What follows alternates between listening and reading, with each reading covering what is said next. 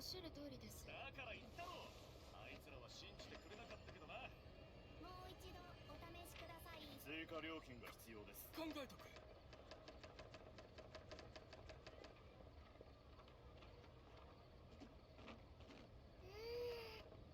次はあの子たちと銀行ごっこをしようかしら。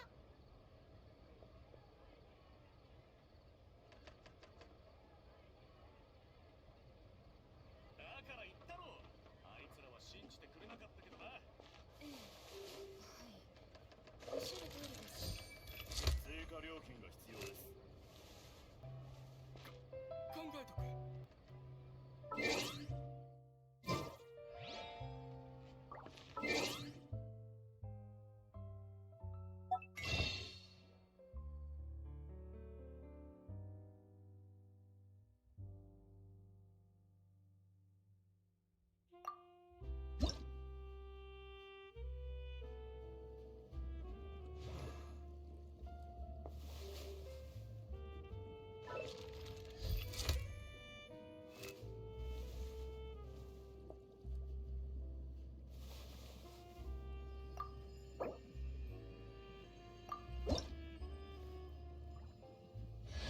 そろそろパーティーの時間ね。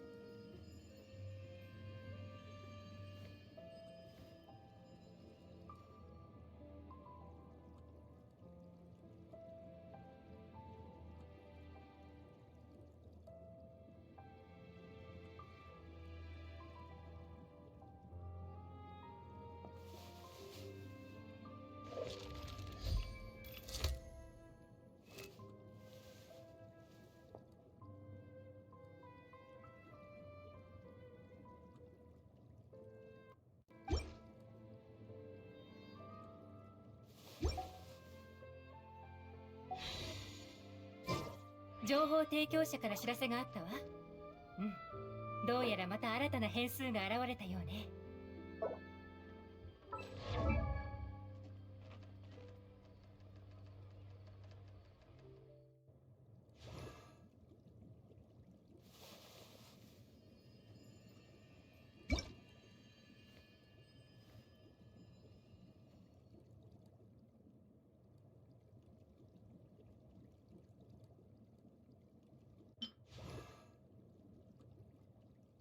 そろそろパーティーの時間ね。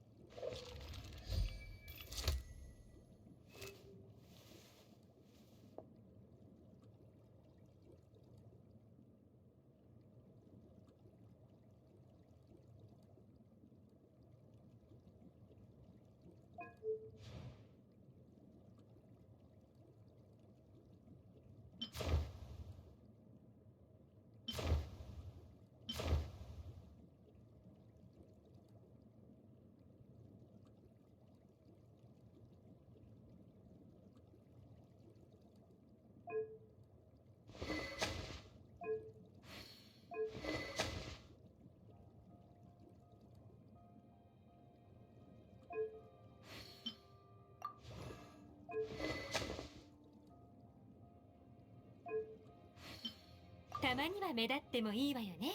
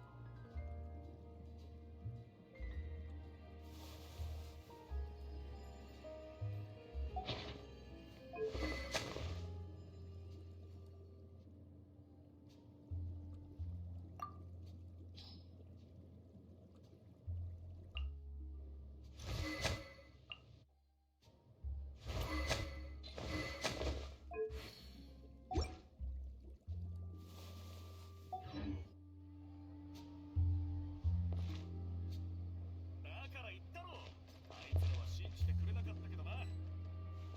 追加料金が必要です。コレクションの価値はそれを鑑賞する目によって決まりますので。ええ、はい、おっしゃる通りです。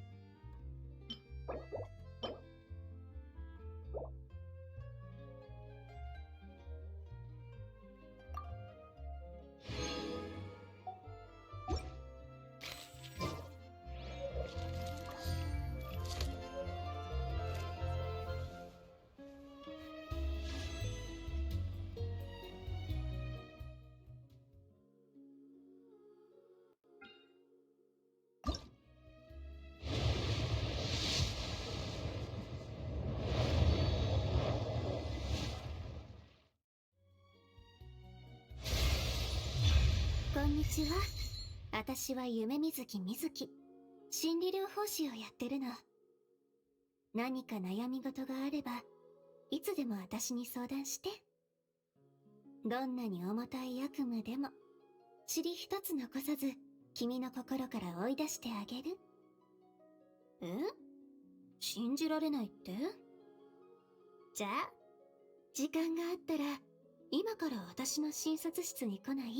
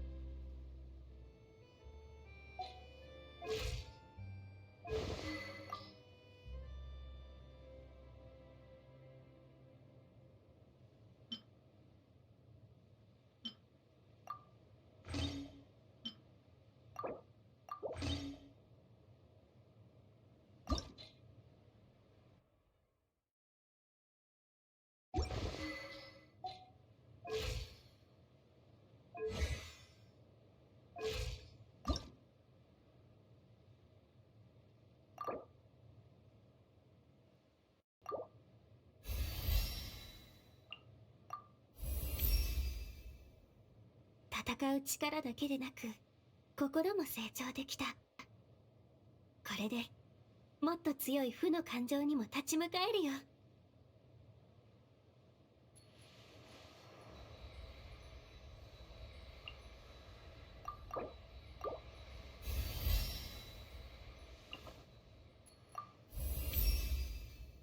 本当にありがとう。君の支えがあれば施術後の苦しみも乗り越えられるよ。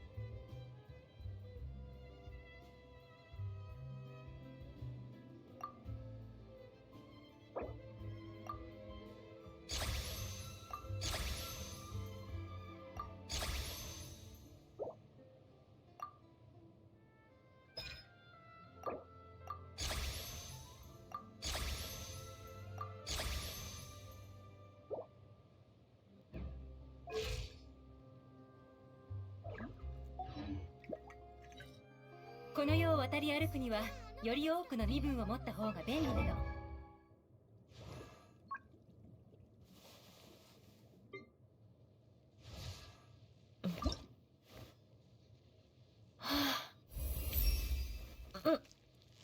上級の資格証はそう簡単に手に入らないものだ。才能と実務経験、どちらも欠けてはならない。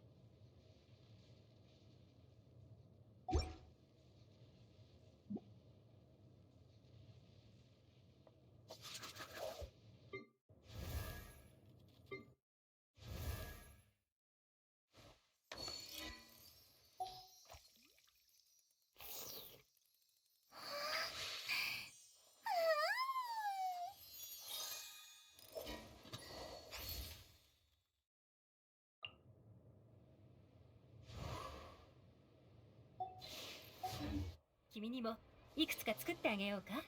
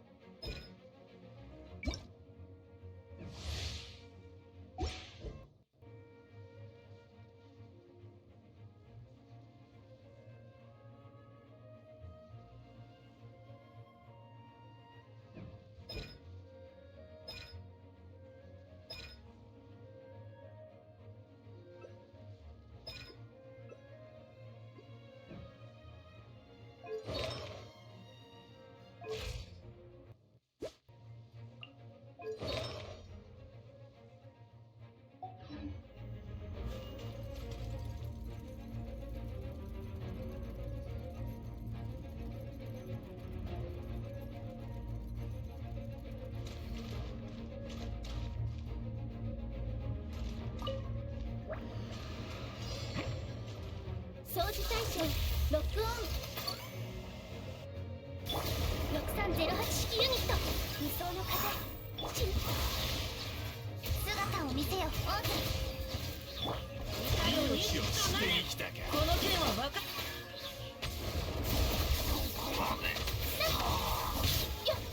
防衛モード起動。殲滅モード。命を捨てに来たか。吸引テスト開始。超拡散形態影の殻股間奥義。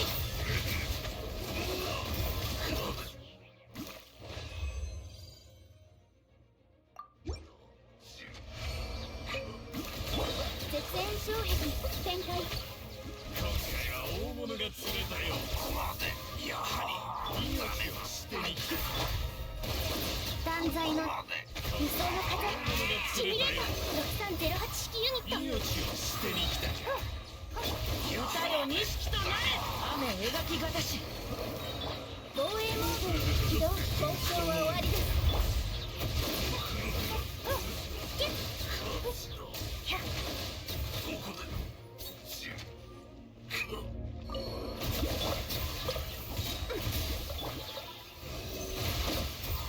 命を超拡捨てに散形態やは左右ル絶縁障壁りやはり姿を大物が釣れたよ。やは安り全距離確認。殲滅モード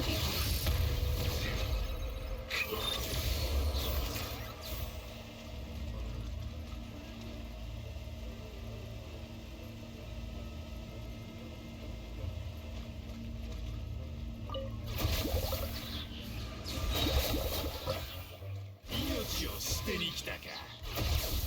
ここまで。この件はわかるかい。股間奥義。防衛モード起動。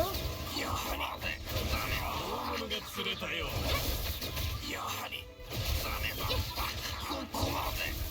やはりダメだ。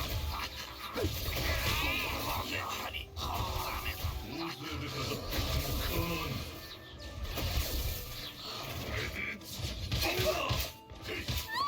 交渉は終わりです。雨描きがたし。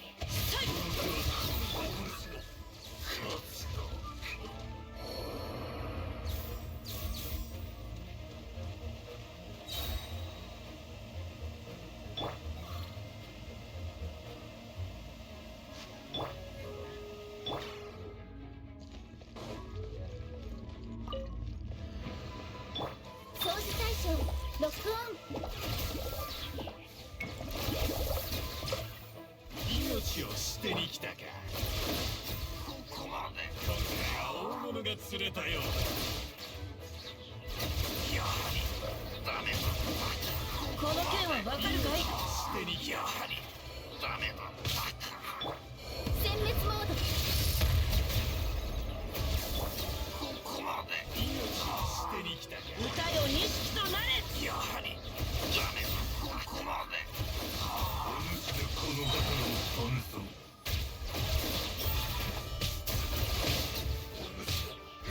雨描きがたし。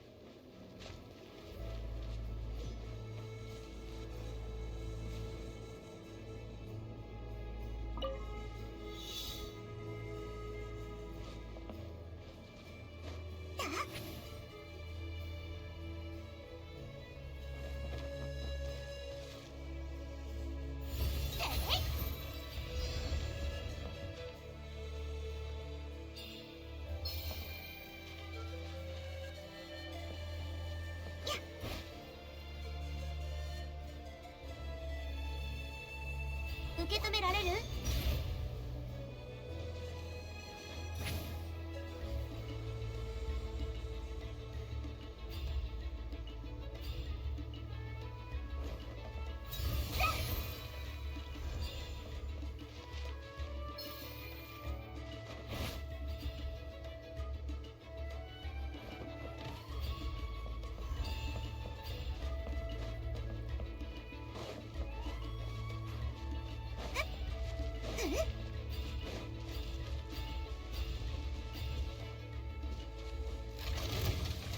絶にめよう、契約を果たせ。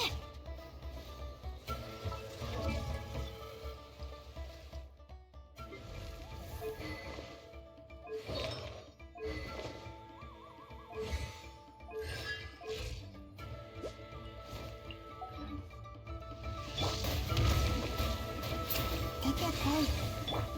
悪友の力を思い知りなさい。風邪ひくなよ。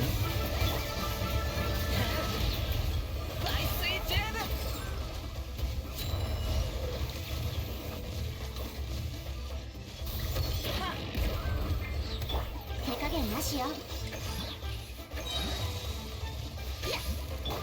おとなしくしやがっ。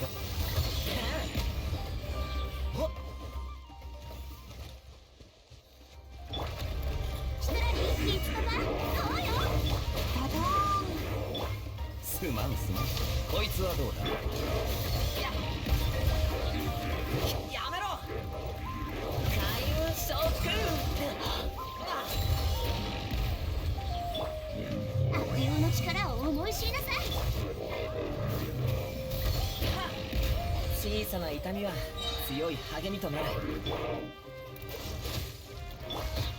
排水チューブ。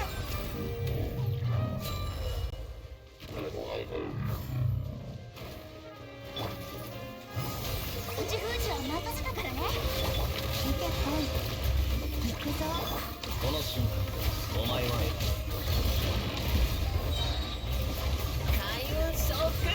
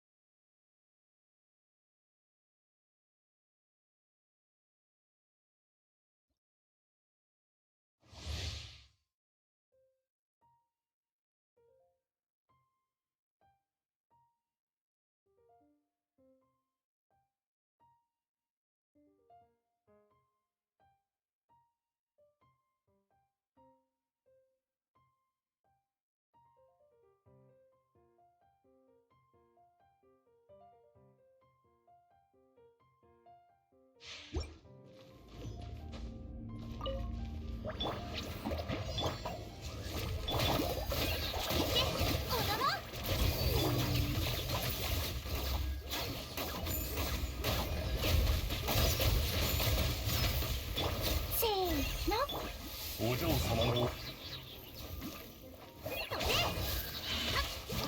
れならどうだ。お互い一歩引かないか。俺と賭けをしないか。それ来いよ負けよう者。ゆえぐい。断罪の名によ。先手必勝。招かれざる。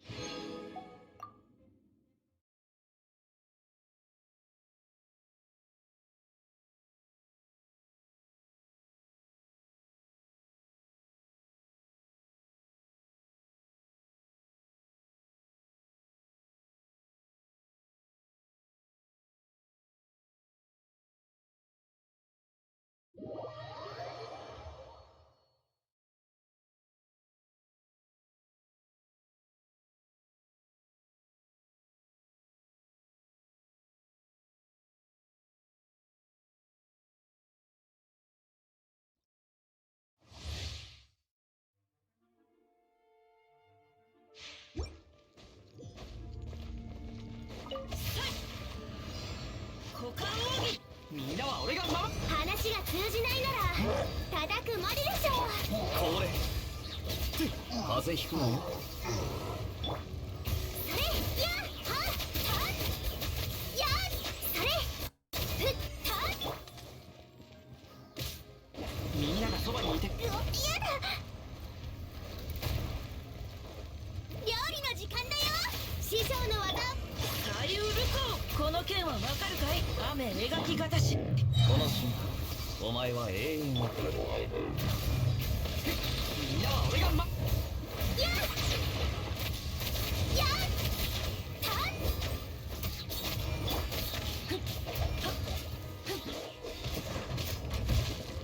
話が通じないならた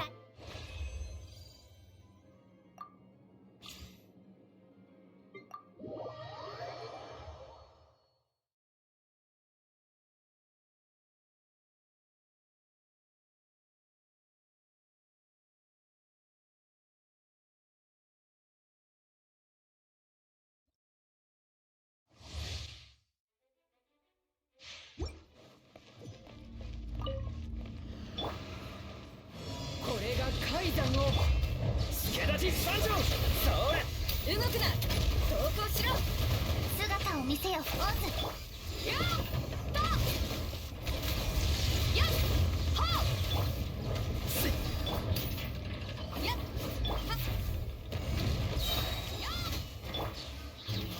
黒き翼よ。最後の警告だ。俺が守るよ。炭になるがいい。これは必要な武力だ。や断罪の名において火に気をつけろ。武器を捨てろ。法の裁きを受け。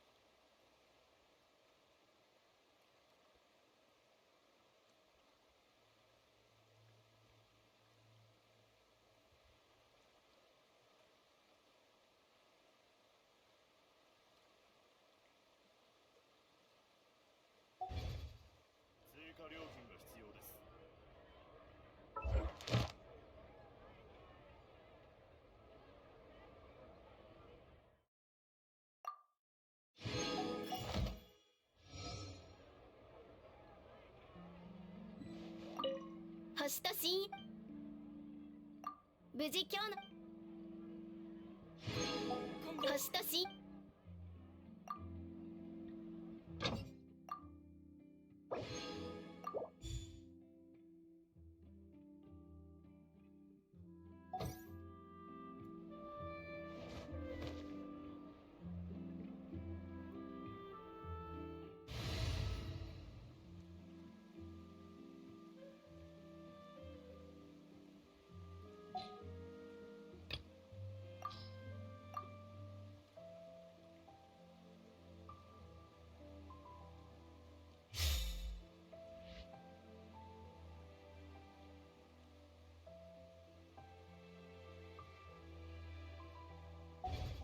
アビスは世界の影だ。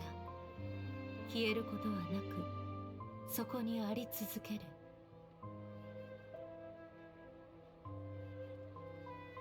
追加料金が必要です。おっしゃる通りです。次はあの子たちと銀行ごっこをしようかしら。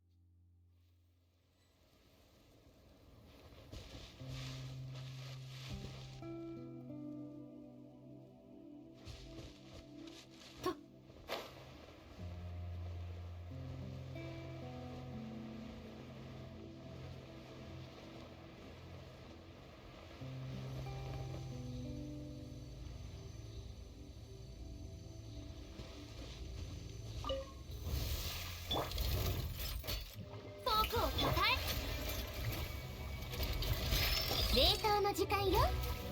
最高の一品よ。世界を熱狂の渦に。終わりで撤収。捕まえた。道あふれよ。やっ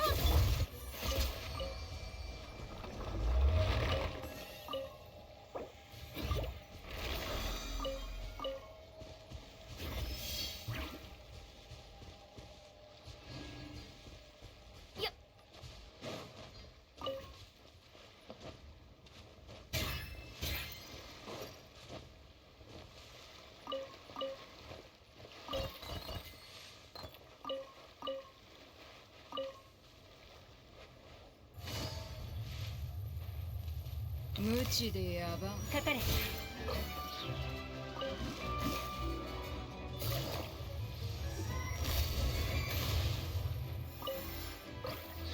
急がなくてもいいのよ。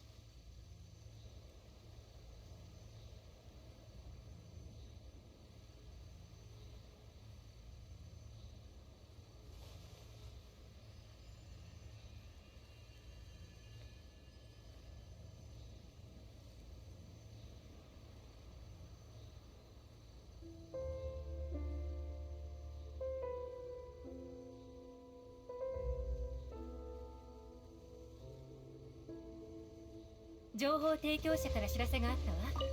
じゃじゃーん。食前に甘いものを。ガンのように幅歌え。僕の生ものに。どの目が出るか痛がっちゃいよう。ほっせい。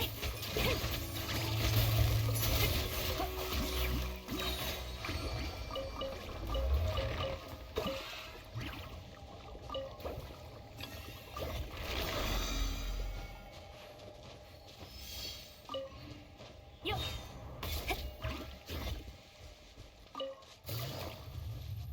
かれ。人類よっ。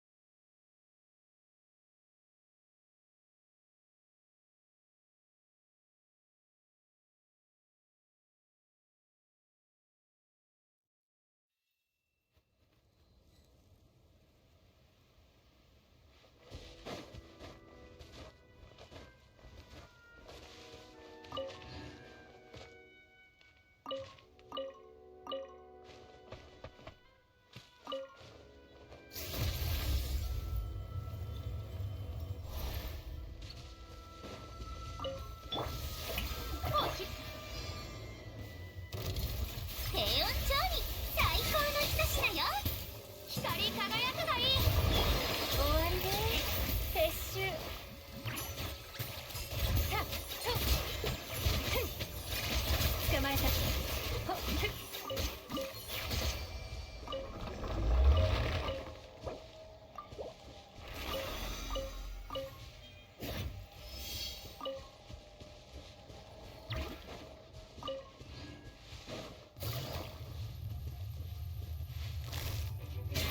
痛がっちゃいない。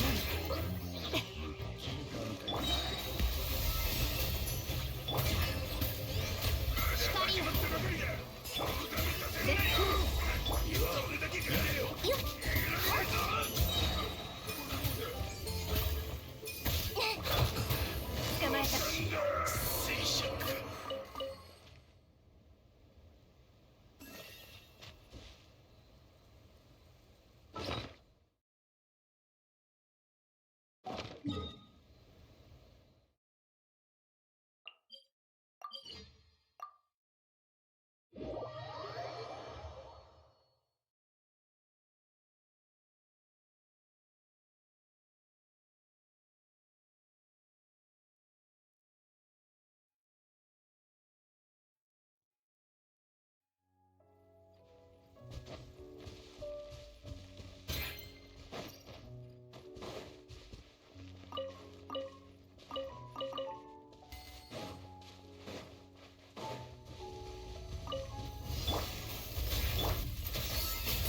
幕だ。世界を熱狂の渦に。ガンのように羽ばたけ。糸よ工作せよ。さあ痛がっちゃいね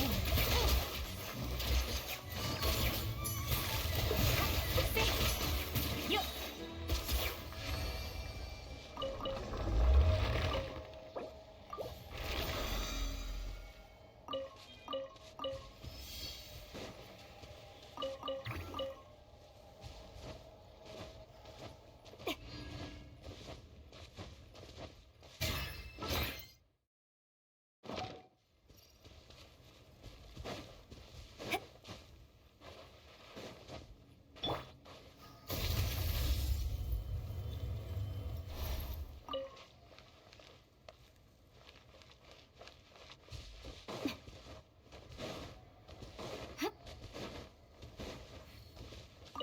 人類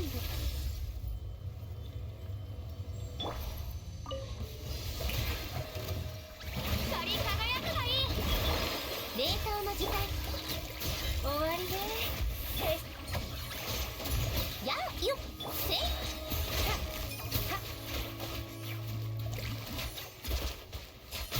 捕まえた。ほっ急がなくてもせい。さあ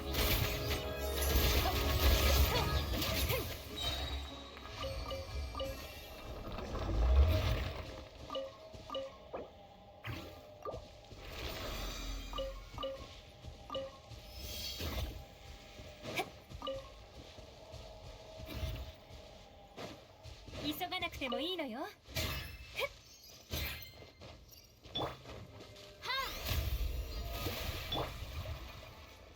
せい。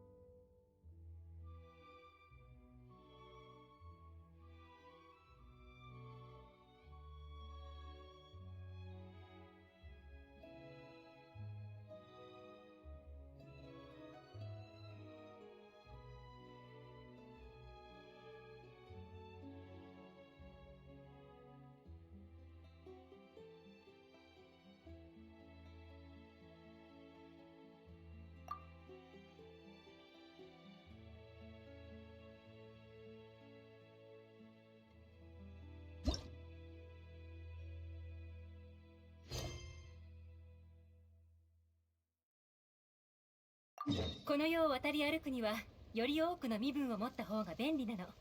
君にも。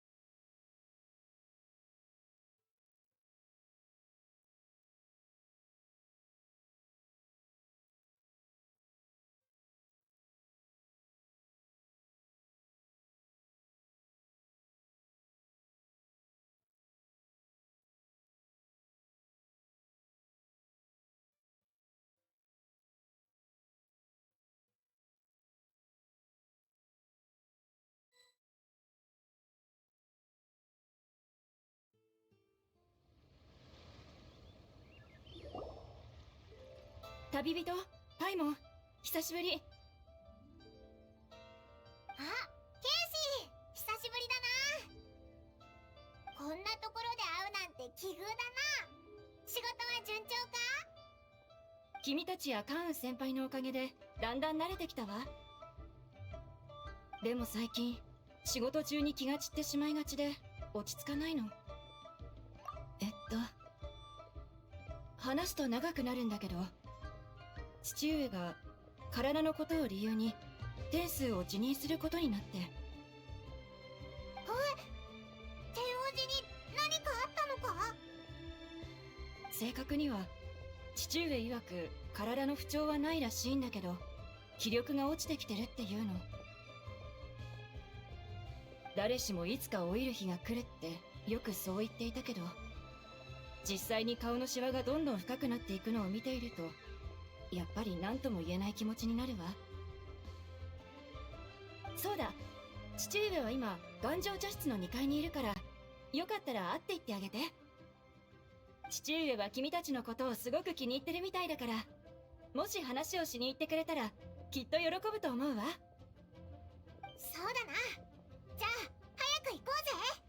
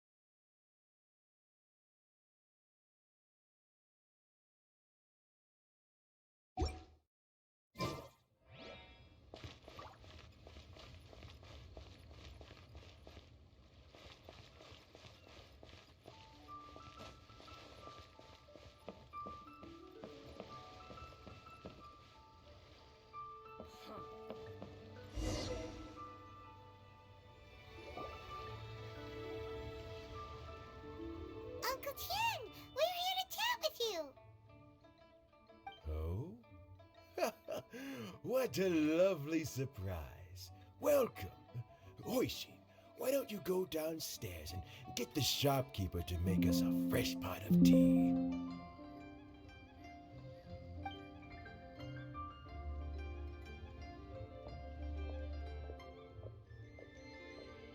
I heard that you've been placed recently. I would very much like to hear your adventure stories. Hoishin told you, didn't she? Don't worry, I'm quite all right. It's just the years gradually catching up with me. As I grow older, I'm starting to find that with many things, though the mind is willing, the flesh is weak. Especially recently, I've noticed a rather drastic drop in my energy levels. I am still very much in good standing as the Tianshu today.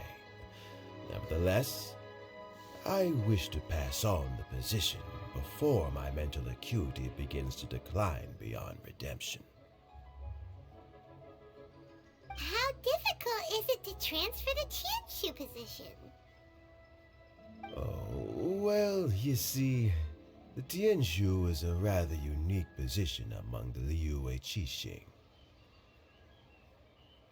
Historically speaking, the Tianshu rarely appears in public. We stay behind the scenes, planning and giving advice, so a public selection process would not be suitable. We also want to keep any prospective Tianshu candidates free from influence by outside forces, so we tend to be as discreet as possible in their assessment and appointment. For these reasons, the incumbent Tianshu typically recommends their candidate of choice, and this is then approved by the other Qixing members. So in other words, you pick someone, and then Lady Keqing, Lady Ningguang, and the other Qixing appoint them? Correct. Unfortunately, due to my health, I won't be able to assess every candidate myself. Not to despair, however, because I found someone exceptionally capable to act on my behalf as assessment officer. In fact, I believe you recently became acquainted with her yourself. Oh? Who is it? I'm heartbroken. I thought it might take you a little longer than this to forget all about me. It's Yelan! Jackpot. Uncle Tian here asked me to assess 3 candidates for him. Fancy joining me? You'll be among the first to get to know the next Tianshu. Might be a good opportunity for you. What do you think? Paimon thinks so too. It can't be a bad thing to be on good terms with a new Qixing, right? Alright then. Though, I gotta say, Uncle Tian, you say you're into behind-the-scenes planning? My work's of the covert variety too. Don't you think I might make a good Tianshu? Huh? Yelan, you want to be the next Tianshu? I'm not opposed to the idea, but I suspect Ningguang wouldn't let you go very easily after how long you've been working together. So, how about this? If your investigation reveals that none of the other candidates are qualified for the position, I'll recommend you for the job. Deal. Well, you guys take your time. Everything's all set for the assessments to go ahead. Meet me on the first floor when you're ready. Until then, have a pleasant conversation. Oh, and no need to pay for your tea. As the new owner of this fine establishment, this runs on the house.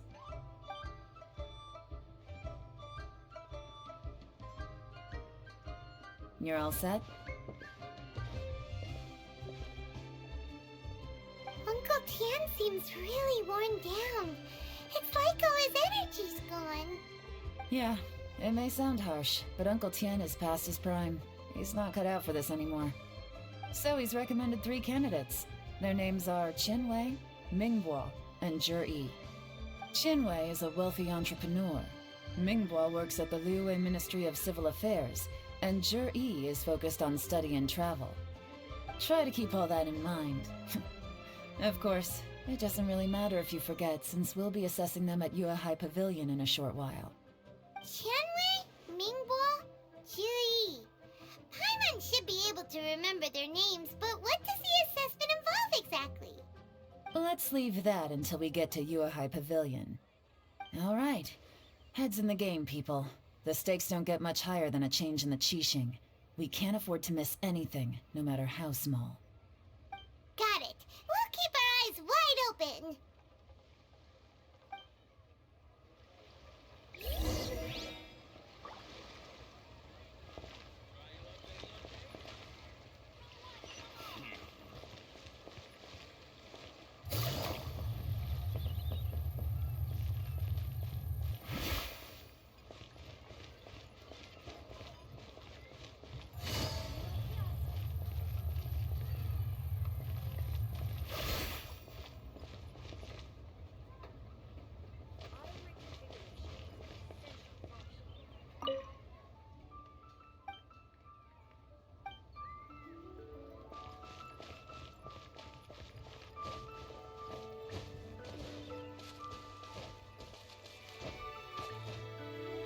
Yeah.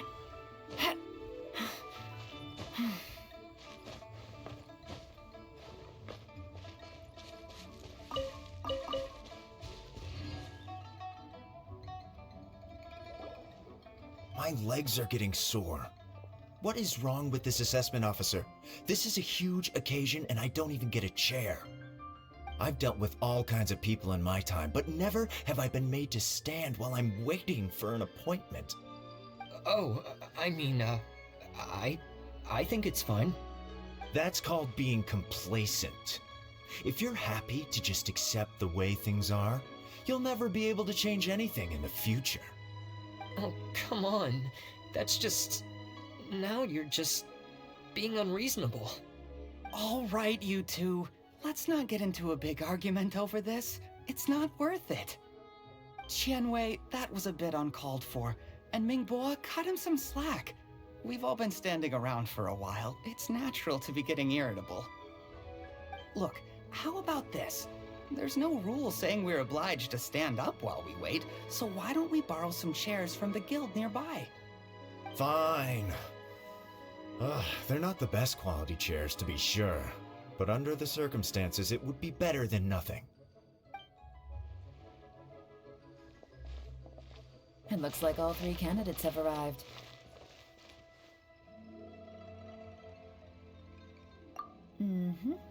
We'll meet them formally soon. Before that, let me run you through the assessment process. I've split it into 2 stages: current affairs and planning, and face-to-face interview. In the first stage, candidates are required to submit a manifesto for Liyue's development. In the second stage, we will ask them some questions in person. Writing a manifesto takes time, so I informed them of this requirement in advance. These are the reports they submitted. Wow, one of them is really thick. It's also worth mentioning a stipulation I gave them. Whoever is appointed as the new Tianshu will be expected to implement their plan as put forward in their manifesto. Failing the occurrence of some cataclysmic event, they will not be permitted to change their plan. Therefore, these 3 piles of documents in front of us represent where each candidate stands on key policy issues. There's still some time. Have a skim through, get a first impression of what each person's proposing. I'll be waiting off to the side. Just let me know when you're done.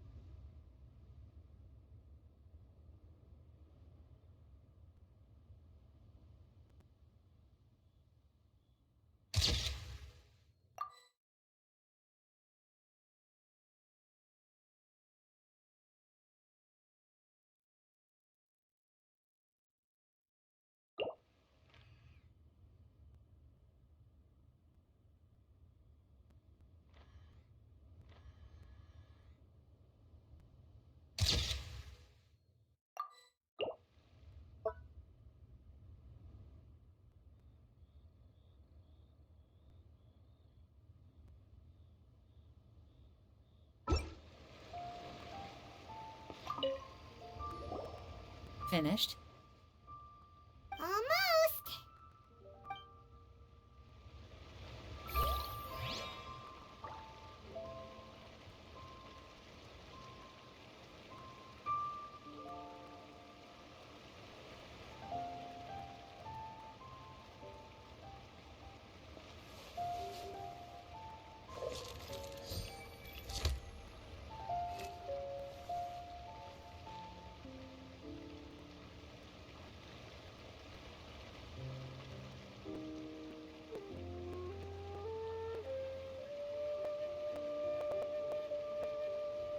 I got a new letter from an informant. Looks like the situation has changed again.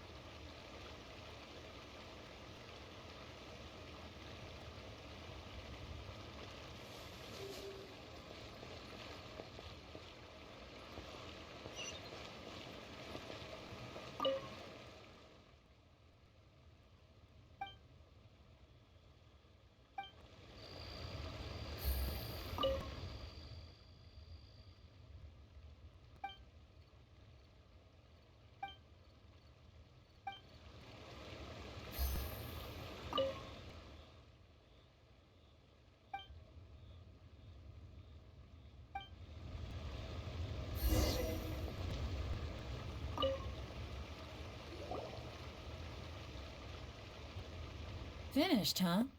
What did you think? Everyone took it very seriously. Of course they did. They have the chance to be picked as the new Tianshu, so you can bet they're putting their best foot forward. And keep in mind, whoever gets in has to execute their plan as written. Nobody wants to have any regrets.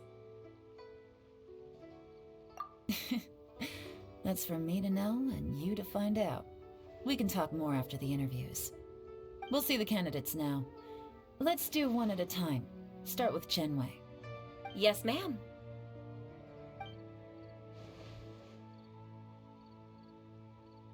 Oh, so you two are the assessment officers, are you? I had assumed that given the great import of this situation, Lady Ningguang would perhaps be assessing us in person. I certainly hadn't imagined I'd be seeing two entirely unfamiliar faces.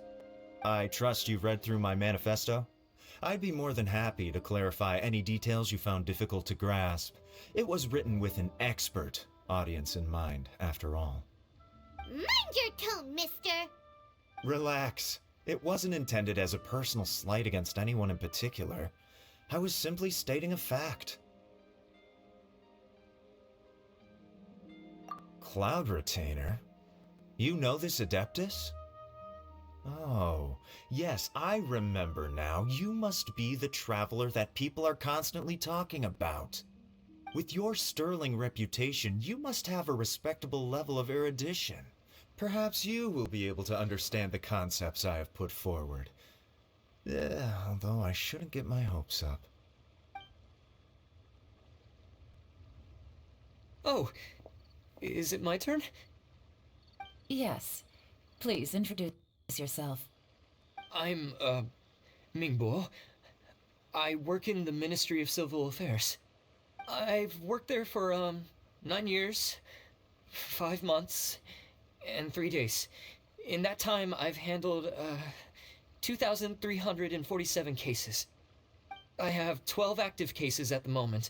They should be concluded in, 16 days? My current work is related to urban planning, and I'm also responsible for, auditing the accounts. To be more precise, there are 3 parts to the accounts, namely... Is it just Paimon, or is he not very good at public speaking? You know what? Let's leave the self-introduction there and move on to some questions. Oh, okay. Sorry.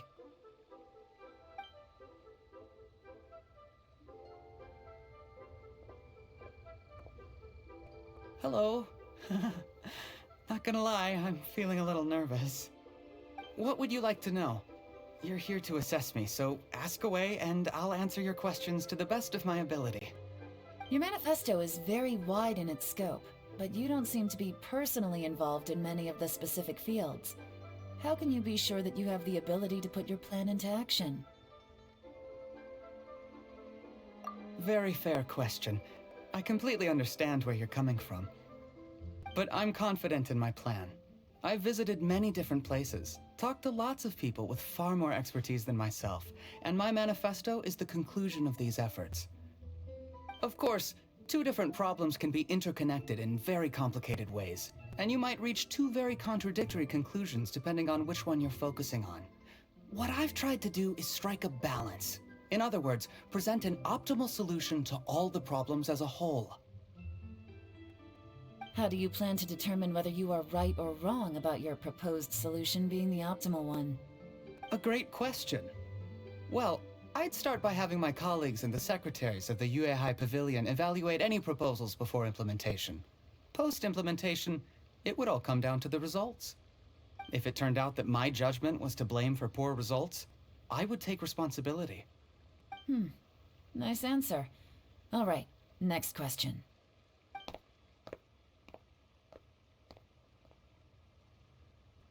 He seems like a great guy. Everything he said was thoughtful and logical, and he was just a pleasure to listen to.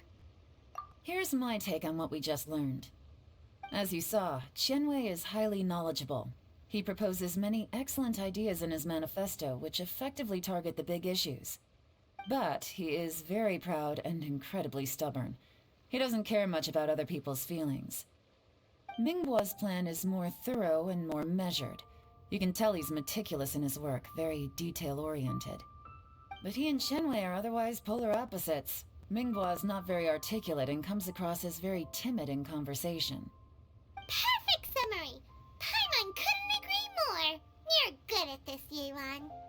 Last but not least, Zhi. His manifesto is full of pertinent details, his methodology is sound, and his proposals cover a broad range of fields, which is quite a rare feat. The depth he goes into in each and every area means it can only be a product of painstaking work. Plus, he is modest and good at dealing with people. But what really interests me is that many of his views happen to coincide with Uncle Tien's. Having someone like Zhi take the position would certainly put Uncle Tien's mind at rest. Great! We'll see. Let's go back and report to Uncle Tien.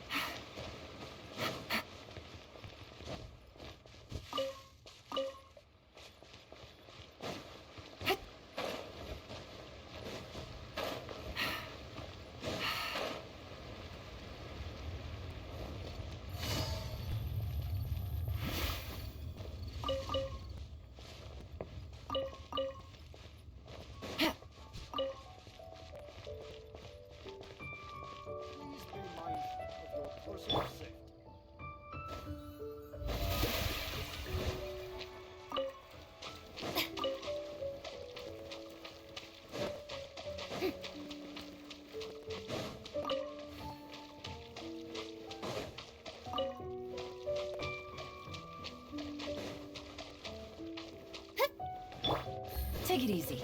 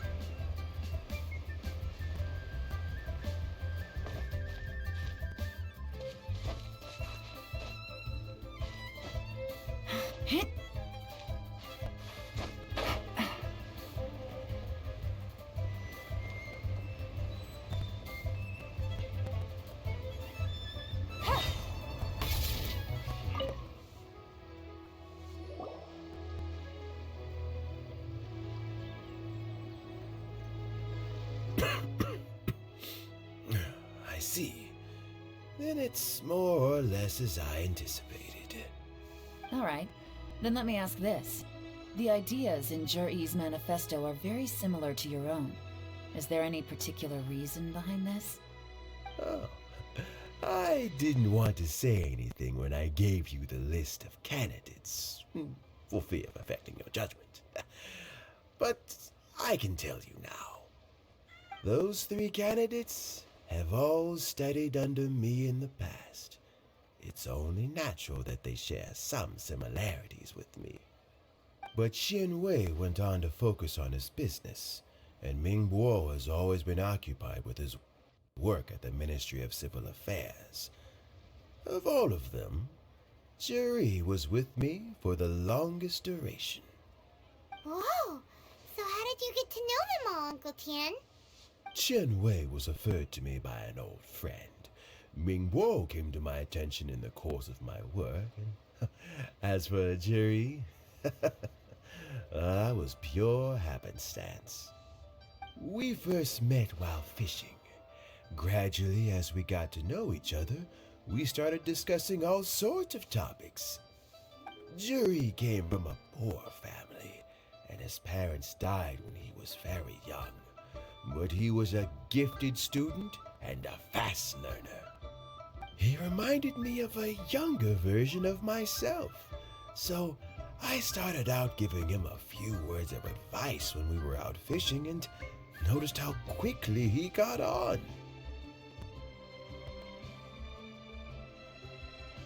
Quite. And now, all of a sudden, he's grown into a mature young man. It's a joy to see, but it also gets one thinking. The young are growing up, and I am growing old. How time flies. No one can escape the cycle of life. I don't know, Uncle Tian. You still seem in pretty good shape to me. You might have another few years of work left in you, don't you think? Oh, you.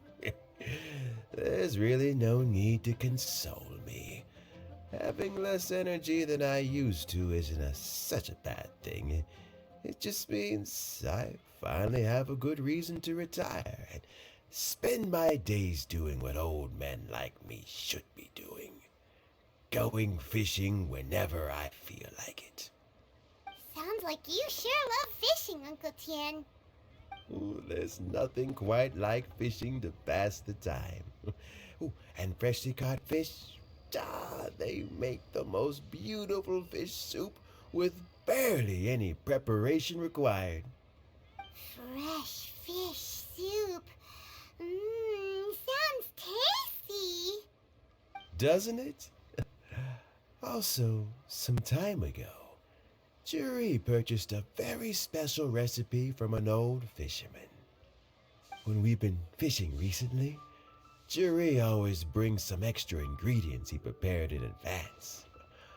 The addition of these makes the soup taste even more wonderful. That flavor makes for a fond memory.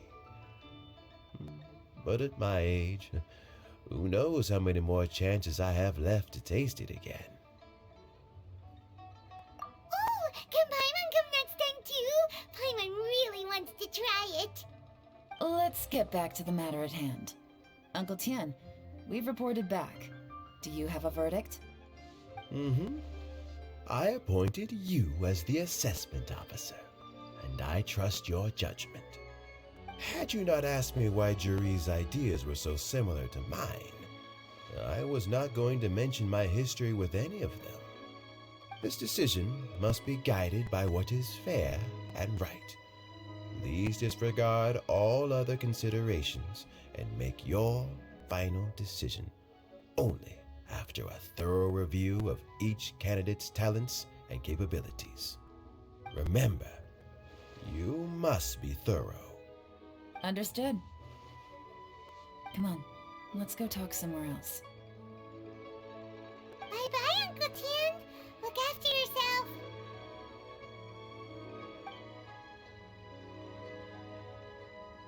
So, it's gonna be Juri, right? His manifesto was written well, and Easy. Let's not rush. There's no time limit for this assessment. Huh? So, are you gonna give them more tests or something? No, nothing like that. The assessment itself is complete. But let me give you a word of advice. Things are not always as they appear. The biggest no-no in intelligence work is to only get information from the person of interest themselves. The truth is almost always hidden beneath many layers of deception. You have to get information through many different channels. For example, Wenyuan, Shanghua. Yes? Lady Yelan, what are your orders? Ugh! Who are they? Where did they come from? Did they scare you? These two are Wenyuan and Shanghua. They work for me. As my trusted assistants, they are always standing guard nearby. They also perform various assignments as required. Shanghua is a business expert who gets his information by trading. Wenyuan relies on word of mouth. And there's also Upei, who's not here right now. That meathead must have been out there on sea surveillance for some time now. Is he all right? I seem to remember that he can't swim. Nothing can take that guy down. Certainly not a little wind and waves. Shanghua, visit all the commerce guilds and look into Qianwei's background. Wenyuan, go to the Ministry of Civil Affairs and look through Mingbo's work files. Yes, ma'am. So what about Juri? Juri, well, obviously as the most promising candidate, we will be investigating him ourselves. Let's go to the docks first. Lots of people passing through there. You can find out all kinds of things. If we're looking for information, why don't we try talking to Boai, the owner of Wanyu Boutique? He does business at the North Wharf. Maybe he has some news for us. That's actually not a bad idea. Let's go and ask him.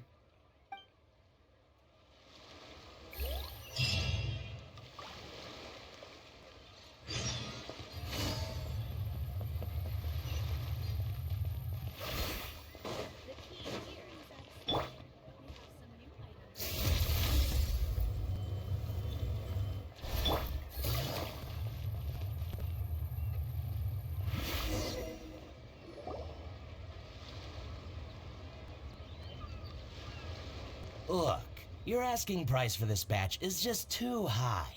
I can't buy in at this price. How am I supposed to turn a profit?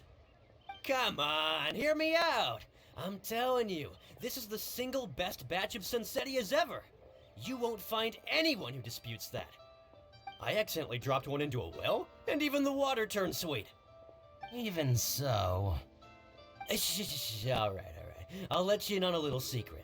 The boss of Second Life also wants to buy from me, but I haven't responded yet. If you won't take him, I'll just have to partner with them instead, and neither of us wants that. Okay, well, when you put it that way, I'll accept your asking price. I'll take all your stock. Don't sell a single one to Second Life.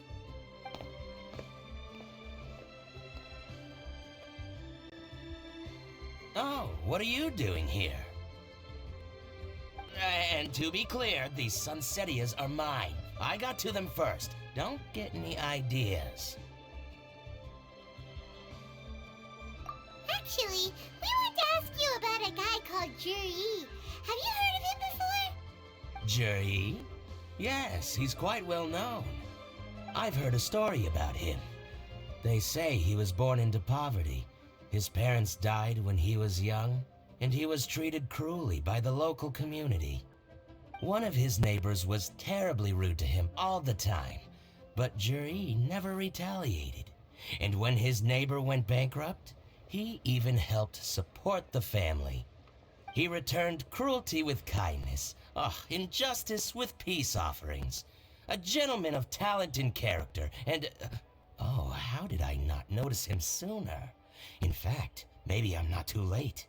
If I could hire him to be the brand ambassador for Wanyo Boutique. Oh, he sounds like a decent man.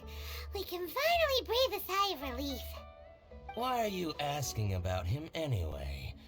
You aren't Looking for a brand ambassador too, are you? Well then, in that case, the higher bidder takes the... Ah, that's Juri right over there. Why don't we go and talk to him? Where? Where? It's him, all right. Looks like he's chatting with Yelan. Come on, let's follow them and listen in. Try not to let him see you. We want this information to be as truthful as possible. I'll just go and fetch an employment contract. And hey, don't try and cut me out of this. Hey!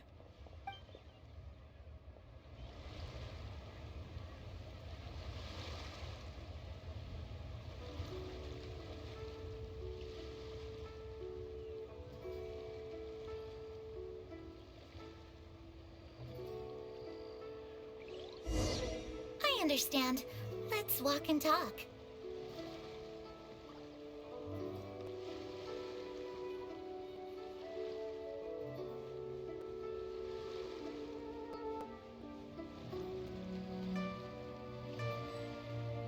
So, you were looking to buy a wineware set? Oh, now I can see that you're a connoisseur, so I won't bother trying to con you. I trust you understand our shop. What's the hurry? Don't get too close, or he'll see you.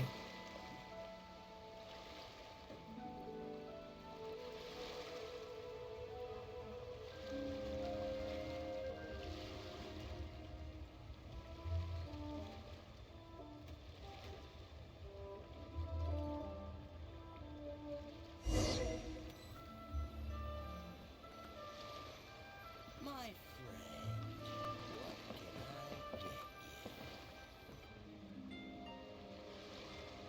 Try not to let him see you. We want this information to be as truthful as possible. I understand. Let's walk and talk.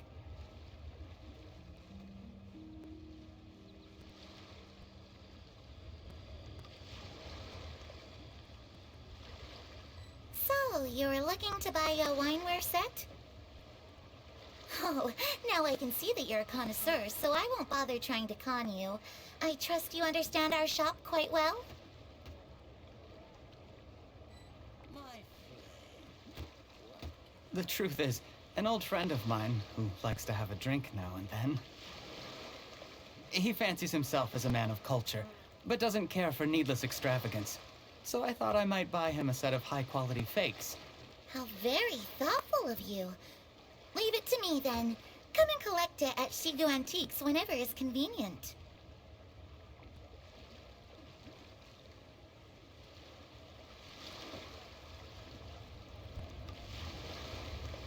Thank you very much, Miss Yelan.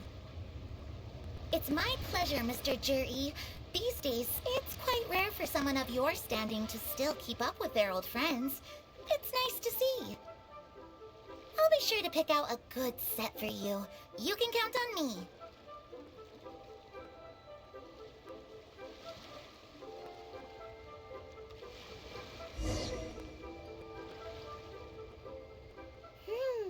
Juri seems to get along really well with everyone. Are you satisfied now, Yelan? Seems like everyone thinks Juri's a great guy. We shouldn't jump to conclusions just yet. Let's go check out the wharf where he usually goes fishing. Do we have to? Wait, you're not just trying to dig up some dirt on Juri because you want to be Tianshu yourself, are you? Maybe I am, maybe I'm not. But hey, if I do become Tianshu, I'll look out for you guys. You'll be able to try all the finest food for free. How does that sound? We will? Well, come on! Off to the South Wharf we go!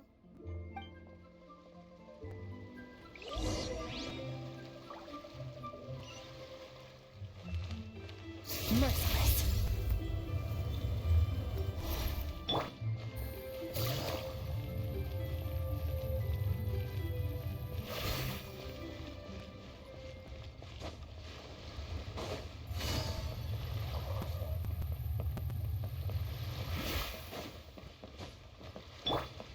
Merciless.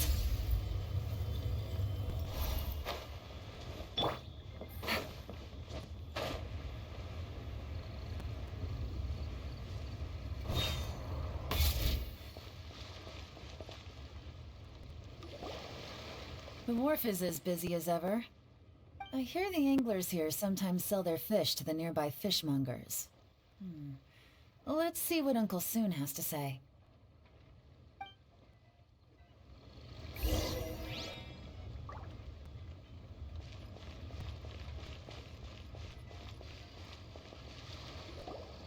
Welcome.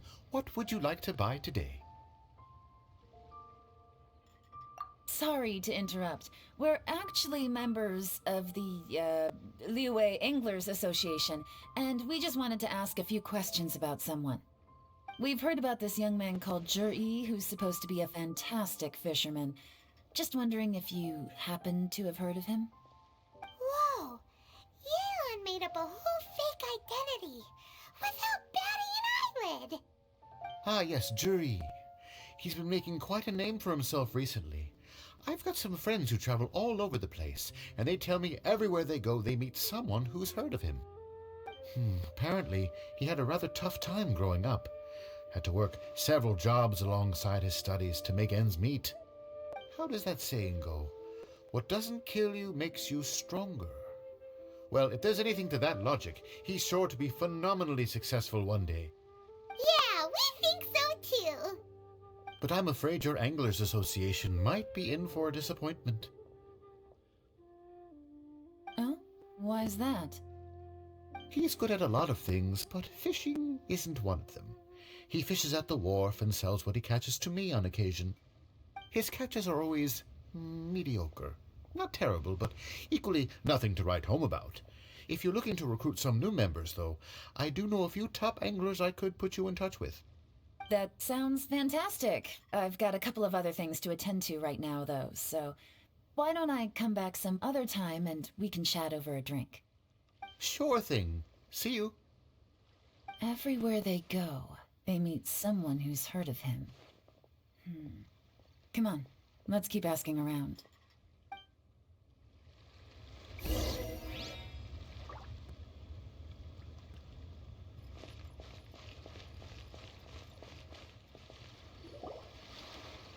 Here to buy some fish? It's 300 for one or 3 for 1,000.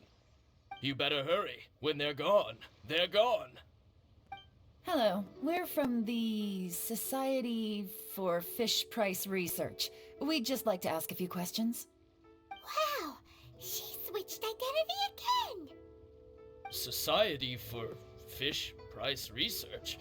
I haven't done anything illegal. Stay out of my business. Please, don't worry. We're just here to conduct a simple survey. We've heard about a certain Zhi who's been selling fresh fish at low prices in this area recently. Do you know anything about this? So this isn't about me. You should have said something, you know. I know the guy. I can tell you what I know.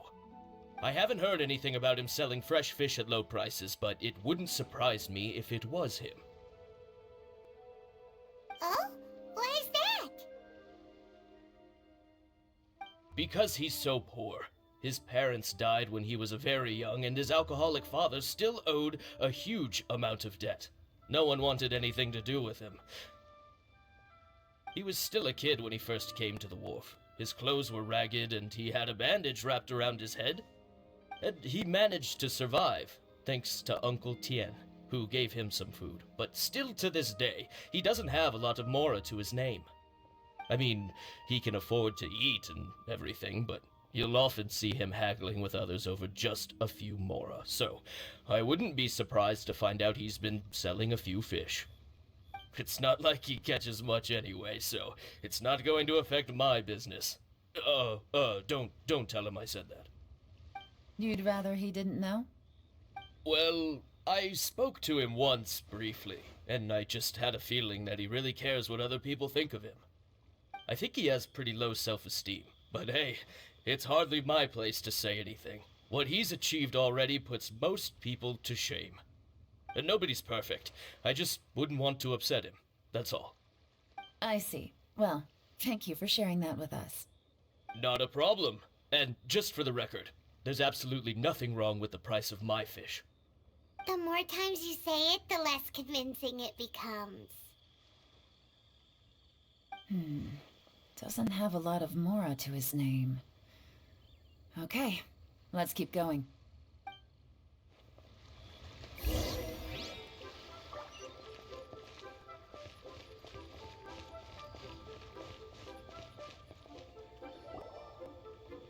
Hey, it's you guys!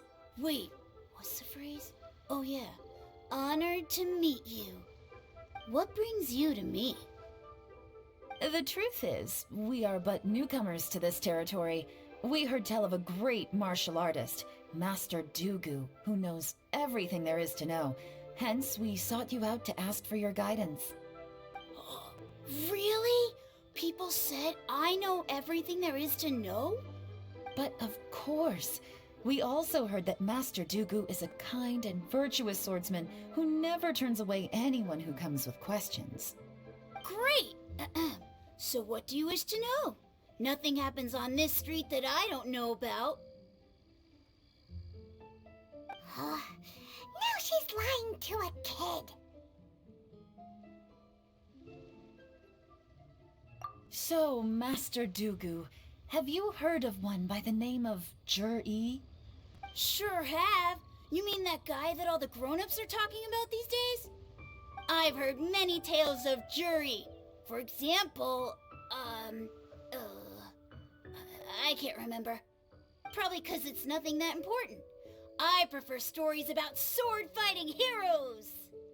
Oh, I can completely understand that. Then let me ask you this. Do you remember roughly when the grown-ups started talking about Jur-E? Oh yeah, I know that. It was about 2 or 3 months ago. Before that, people always used to talk about Juri in a kind of nasty tone of voice. But 2 or 3 months ago, suddenly everyone started to like him. Sometimes he gives me candies, so I'm glad that people are starting to like him now. Just as I thought. Huh? What do you mean? I mean, just as I thought, Master Dugu is indeed as kind and virtuous as the legends claim. I'm not that great. Oh yeah, one other thing. These days, there's a lot of people I've never seen before talking about Juri stories in the street. They seem like nice people. Oh, definitely. Great! So next time I see them, I'll say hi. And I guess I can share some of my candies with them too. Certainly. You can also tell my friend in Yenshang Tea House about what they're up to. I'm sure my friend would also like to say hi to them. Thank you, ma'am. You're welcome. Well then, fare thee well, Master Dugu. Until we meet again. Any of that sound strange to you? Strange? What was strange about it? Juri seems to have a great reputation. Uncle Soon and Uncle Gao spoke highly of him, and Dugu Shuo seems to like him too. True, but the issue is, where did his sudden celebrity come from? It almost seems too good to be true. Sudden? Too good to be true? What do you mean? So he returns cruelty with kindness, and had to work to support his studies. These are the kinds of things that make someone well known in their hometown. But Uncle Soon said even his friends who travel far and wide hear about him wherever they go. That's a little over the top, if you ask me. Do you remember what Dugu Shuo said about Jur-E's stories? Clearly they left him with a good impression of the guy. But beyond that, he wasn't interested in the details. That's the reaction I would expect from any normal person. Plus, there's the fact that all this praise of Jur-E has only been happening within the last 2 or 3 months. His childhood, his studies, the thing with his neighbor. None of these are recent events. So why are these stories only going around now? When you put it like that, it is kinda strange. Of course, if that's all there was to it, I wouldn't look into it any further. Jur-E was born into a poor family. Paying people to get his stories out there is within the rules of the game as far as I'm concerned. The problem is, do you remember what Uncle Gao said about him? He's stayed poor his whole life. Everything he's earned he's either spent on studying, traveling, or paying off debts. I don't think he has the mora to pay for a publicity campaign.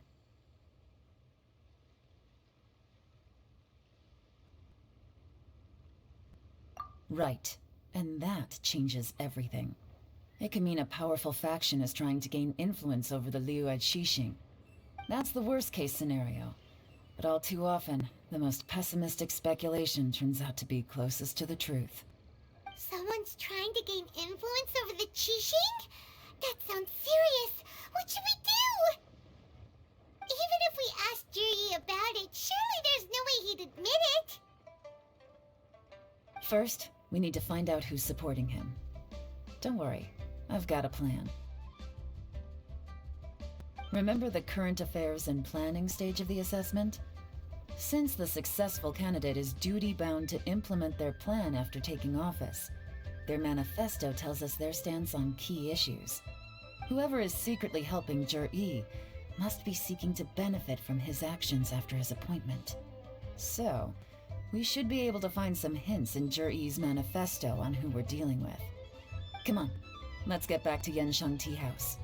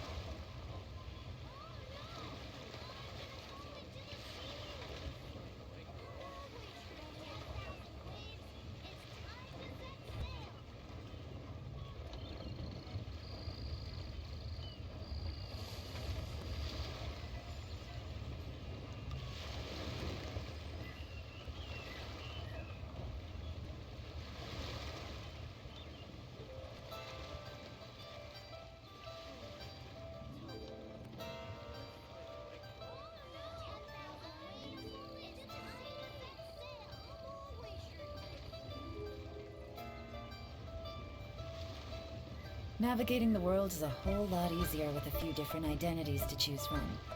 Need me to come up with some for you?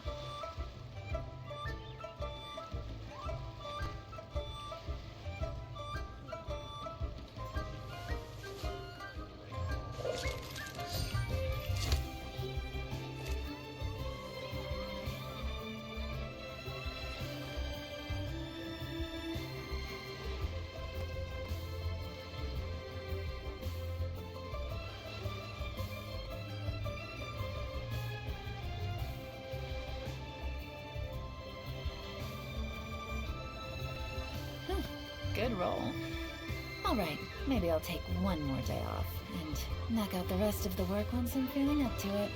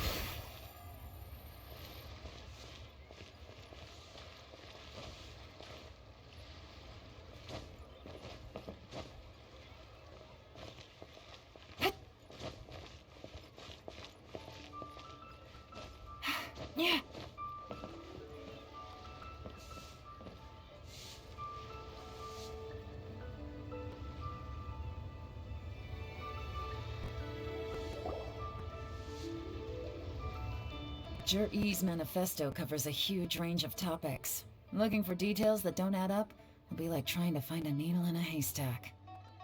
I'll divide the reports into 2 piles. You take one, I'll take the other. When we're finished, we'll put our heads together. Officially, the assessment is already over, and I'll be expected to announce the results before long. So we have to get to the bottom of this as quickly as we can. Yikes! We better hurry! Whatever else Uncle Tien might think of Jur-E, the fact remains that he's one of his favorite students. Any evidence he's left is not going to be immediately obvious. We'll have to look carefully and think critically.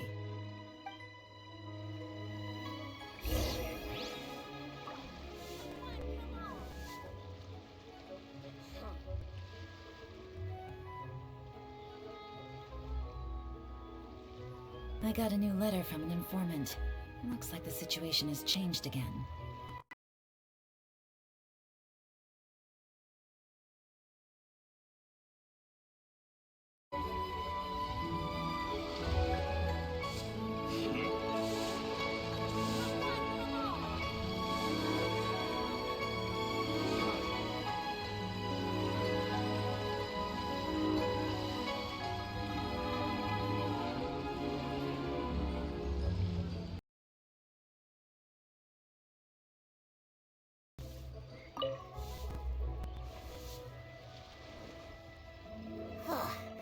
Even though Yelan took half, this is still a lot to get through. Well, we gotta start somewhere.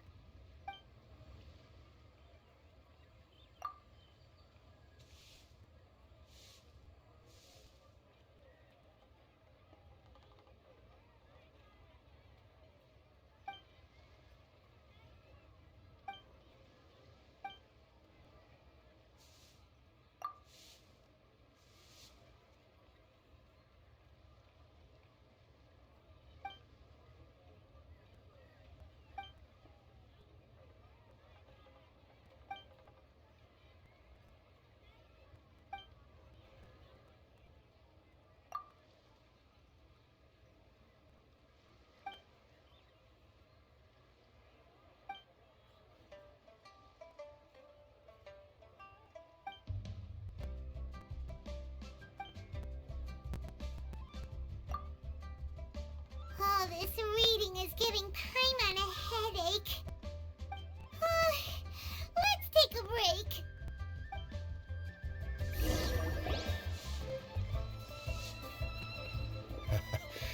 Looks like I'm the first one back, as usual. Oh, hey! It's one of Yelan's little helpers, Shunhua! If you're back, that means you finished investigating Tianwei, right? You betcha. I visited all the commerce guilds and gathered a wealth of information. Every time they asked me to leave, but I always had another trick up my sleeve. Don't drag this out. Just tell us your findings. Yes, Lady Yelan. To summarize my findings, most people who've had interactions with Tianwei will start out complaining about how proud and arrogant he is, but then go on to give a generally positive appraisal of him. The young master of the Feiyun Commerce Guild said that Tianwei appears arrogant, but he's very scrupulous in the way he works. Once he signs a contract with somebody, he treats them fairly regardless of their background. Who'd have thought? Is it possible that his reputation is fake? Is there any way you can check the accounts of the businesses under his name? In theory, that should be very difficult. But here's the thing. I asked around and found out that almost all of Tianwei's accounts are open to the public. Where he buys from and sells to should be confidential business information, but he doesn't seem interested in protecting it at all. Tianwei often sees business opportunities that others don't, but once he's made enough mora off of it, it's like he gets sick of it and releases all of his trade secrets. It's like he wants people to know that they still can't beat him, even if he shares all of his secrets. The fact that someone like that can still make mora is pretty infuriating when you think about it. What a strange guy. It's like he's not doing business to make mora, but instead... To validate his theories. No wonder his manifesto contains so many insights. It's all the result of his first-hand experimentation. I'm back! Huh? How come you're here? Why do you think? Obviously, because I possess superior skills and am always one step ahead of the competition. Well, when you're the competition, at least. You... Ugh, whatever. I'm not getting into an argument with you. If I hadn't had something else to take care of on the way, I would have been back long before you. Lady Yelan, I have finished investigating Mingbois. Well, we're all ears. The Ministry of Civil Affairs says that Mingbois struggles to get his words out when he gets nervous, especially when he's chatting with strangers. But after a few days of getting to know him, you can pretty much have a normal conversation with him. On the whole, the feedback from the Ministry of Civil Affairs was very positive. He always considers the things that everyone else overlooks. In your opinion, was the Ministry of Civil Affairs' appraisal of Mingbois at all exaggerated? I don't believe so. Mingbois is someone who has slowly but surely earned the reputation he has today. According to Miss Yu, the Ministry often gets Mingbois to take a final look at projects before they're implemented. People feel much more confident in something if it has his stamp of approval. Oh, and also, there was once someone in the Ministry who was lying and cheating to try to advance their career. Mingbois gave them the scolding of a lifetime. Apparently, he can be terrifying when he loses his temper. I haven't seen it for myself, though.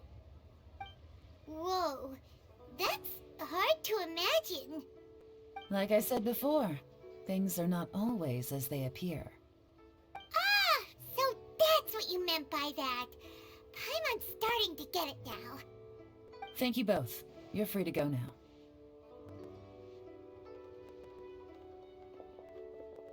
So, have you finished reading the manifesto? We still have a bit left.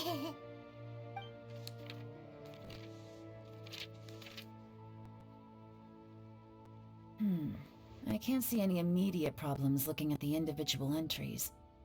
The only one that strikes me as a little unusual is the Chengshu Pool redevelopment plan.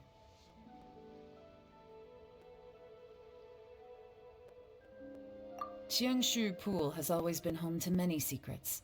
Plus, Ajdaha once wrought havoc there, so there are even more secrets buried deep underground. At some point, a rumor began to go around that there is great treasure buried beneath Chengshu Pool. A long time ago, with the approval of the Qixing, a mining team conducted an exploratory excavation there. So, did they find any treasure? None. The ruin was completely impenetrable. The only way they could have gotten through the solid rock would have been by blowing it open with a special kind of explosive. The technology wasn't mature enough at that time, so the excavation project was shut down and the treasure became a mere legend. Zhi-Yi's manifesto focuses on solving problems, and this treasure hunt seems extremely risky. It seems out of step with the rest of his plans. Still, this one fact alone doesn't tell us much. Everyone wants to get their hands on this treasure. The treasure hoarders, the Fatui, even local Liyue factions. Did you find anything? Excavation? Project? Treasure? Did we read anything similar in our half of the manifesto?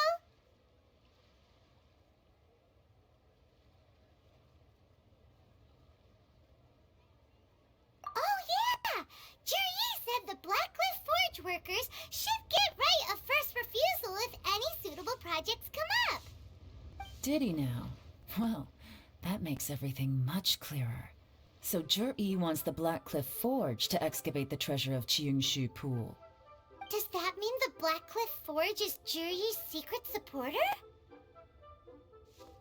No, not likely. I've looked into the Blackcliff Forge before. They aren't involved with any powerful factions at present. They do possess some specialized explosives, but it would seem more trouble than it's worth to put so many resources into a risky project like this. Still, since the clues are pointing toward the Blackcliff Forge, we should see where they lead. We may well find something new.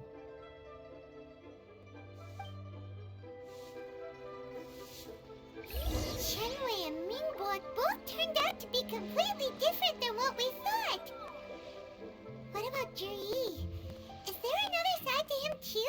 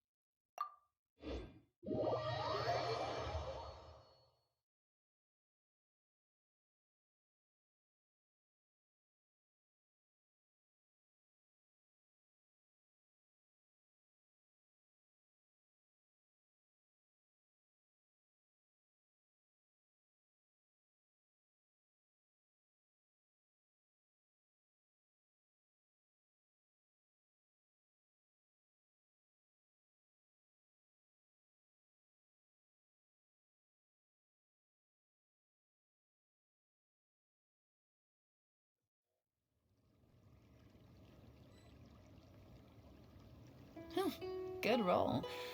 Alright, maybe I'll take one more day off, and knock out the rest of the work once I'm feeling up to it. It's raining again? Oh, this isn't good.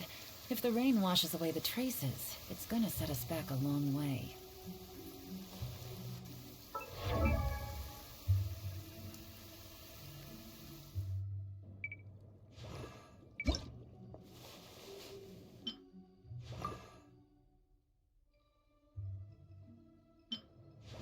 Lend me your arm, dear.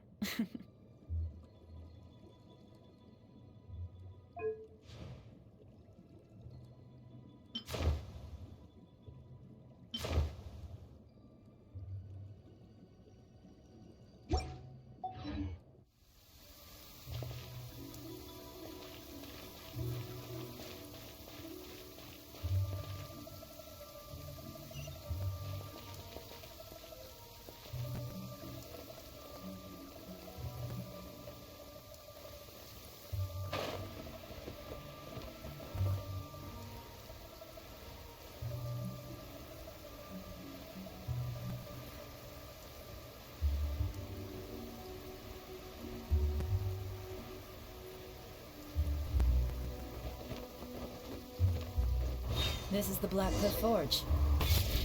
Let's look around for clues.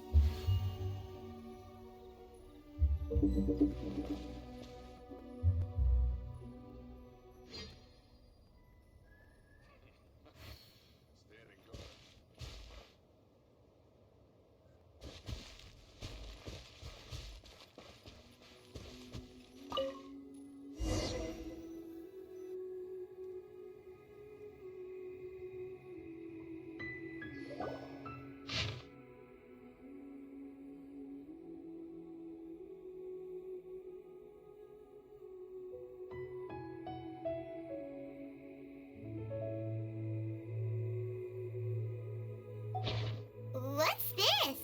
A diary? From the back, it looks like a ledger, but it seems they also use it as a site log. We don't know who wrote it, but it's interesting, don't you think? These newcomers, who could have sent them?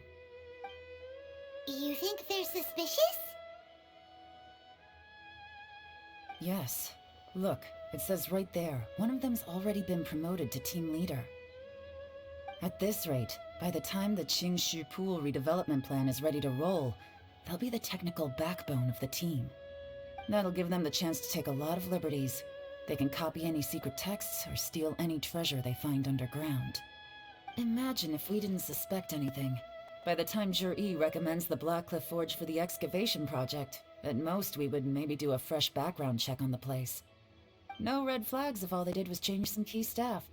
And even if we decided to vet the staff individually, they'd have had more than enough time by then to come up with fake identities. That's the advantage of planning this far in advance. It was a clever move. When you put it like that, it all makes sense. If we hadn't found this out, someone else would have stolen the treasure. So, who's really behind all this? That's a question for the newcomers. But let's start with that worker over there for now.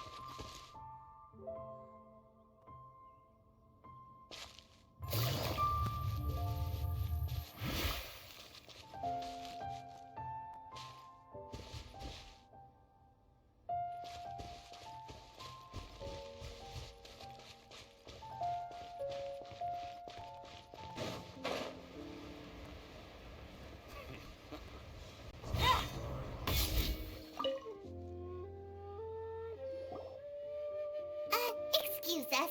We want to ask you about the newcomers. You want them to teach you or something? I gotta say, these newcomers are in tip-top shape. Fast learners, too. They're picking up all the skills unbelievably fast. My only complaint is that they're always going out drinking at night, but they never let us join them. I guess they just need some time to adjust. I'm sure we'll get to know each other over time. They go out drinking. This area isn't exactly renowned for the nightlife. I'm guessing it's a long trip to the nearest tavern. You got that right. They tell me they go all the way back to Liyue Harbor to drink at Wanmin Restaurant. It rained after work today, so they actually stuck around at the site for a while. But as soon as the rain stopped, they went out drinking again right away. Hey, you're only young once, right?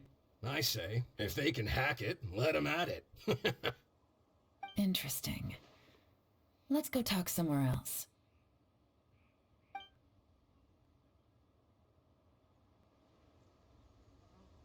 Looks like our hunch was on the Mora. These newcomers are very suspicious. Drinking in Liyue Harbor, huh? Some cover story. I'll wager they've been going to intelligence updates. Good thing it rained today. It means they'll leave footprints. I doubt they'd give themselves away that easily, but let's follow them and try our luck.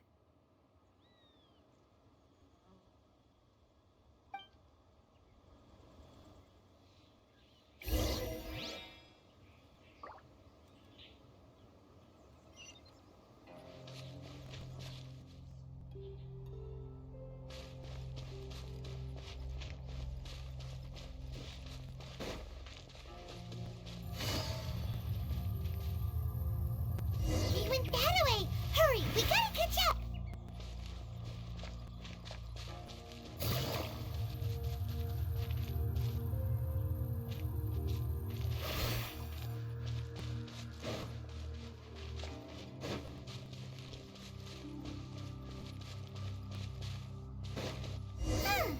These footprints are heading towards Liyue Harbor. Maybe we were wrong about them. Just as I thought. They didn't go to Liyue Harbor. They went that way.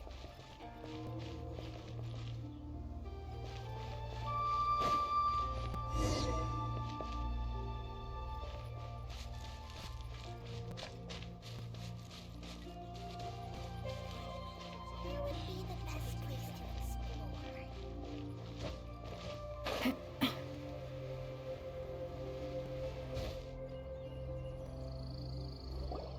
The footprints stop here.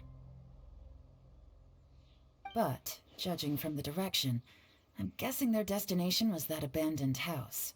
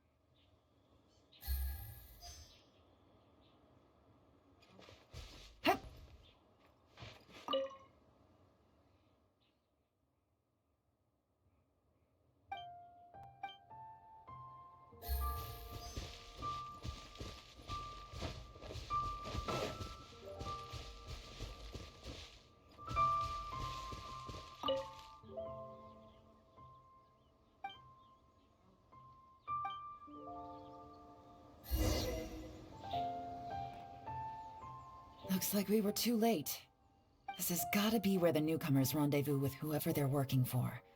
But all the evidence has been destroyed. Look at these ashes. Someone was burning documents not long before we arrived. Could there be anything left?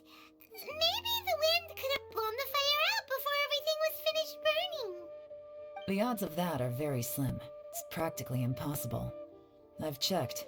All the paper's been burned. There's only ash left now. Why don't we wait for them back at the Black Cliff Forge? They've gotta go back there sooner or later. We can't count on that. Clearly they were based here at one point, but it's mysteriously abandoned now. To me, that says that whoever's behind this has moved them somewhere else, to throw our investigation off course. Darn! Guess this is where a trail runs cold. Make no mistake, the purpose of our trip wasn't to find any solid evidence. We just need to figure out who's behind Jur-E. I smelled something peculiar the moment I came in. Those newcomers probably thought they'd be safe as long as they burned the letters. But what they failed to consider is that paper and ink from different regions produce different odors when they're burned. Really? Paimon can't smell anything. Do you smell anything? There is a certain place with a freezing cold climate where there's nothing but ice as far as the eye can see. Some wealthy people there put floral fragrance in their ink as a way of injecting a little romance into their writing. When that fragrant ink is burned, this is the exact odor that it leaves behind. Exactly. The evidence will soon be blown away by the wind, so it's nothing we can arrest anyone with. But it's all I need. Now I know who we're dealing with. I can plan our next move. Lady Yelan! Oh, thank goodness I finally found you. I thought I'd never see you again. Who are you? Don't be alarmed. This is Upei. He's Wenyuan and Shanghua's colleague. I sent him to look into Jur-E's regular contacts. Since Jur-E likes fishing, Upei thought he might know some of the fishermen and sailors, so he took a boat out to sea to ask around. I left him a note at Yanshang Tea House telling him to look for me at Black Cliff Forge when he got back. If there'd been an ambush waiting for us there, it means we'd have had some backup. So, what did you find out at sea? Forgive my incompetence. I'm afraid I've come up empty-handed. I asked all the fishermen multiple times, but none of them had any interactions with Jur-E before. Then the waves got so choppy I ended up falling overboard. Unfortunately, someone managed to drag me out. When I got back, I heard that you'd gone to Black Cliff Forge and might need backup, so I went straight there as fast as I could. Didn't even stop to change my clothes. Well, Uncle Tien said that Zhi once bought a recipe from one of the fishermen. Did you hear anything about that at all? What? That's news to me. No, that's not possible. It's absolutely not possible. Lady Yelan, I'm telling you, I spoke to every single fisherman out there, and none of them mentioned anything about a recipe. Interesting. Then I wonder how that even more wonderful fish soup came about.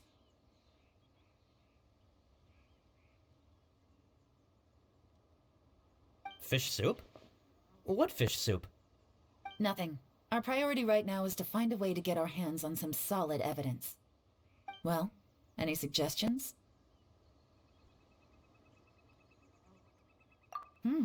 Not a bad idea. Upe, what do you think? Honestly, I've already tried following Zhi, but the guy's too cautious. Never meets with anyone suspicious. Okay, so tailing's out. No, we'll still need to tail him. But first, we need to do some groundwork. Groundwork? When you've worked in intelligence for a long time, you'll understand that no one can stay on high alert forever. Especially when he thinks he's about to win. Tomorrow morning, I'll announce his victory at Yuehai Pavilion. Take a guess what you think he'll do next. Be sure to arrive on time. You won't want to miss the show.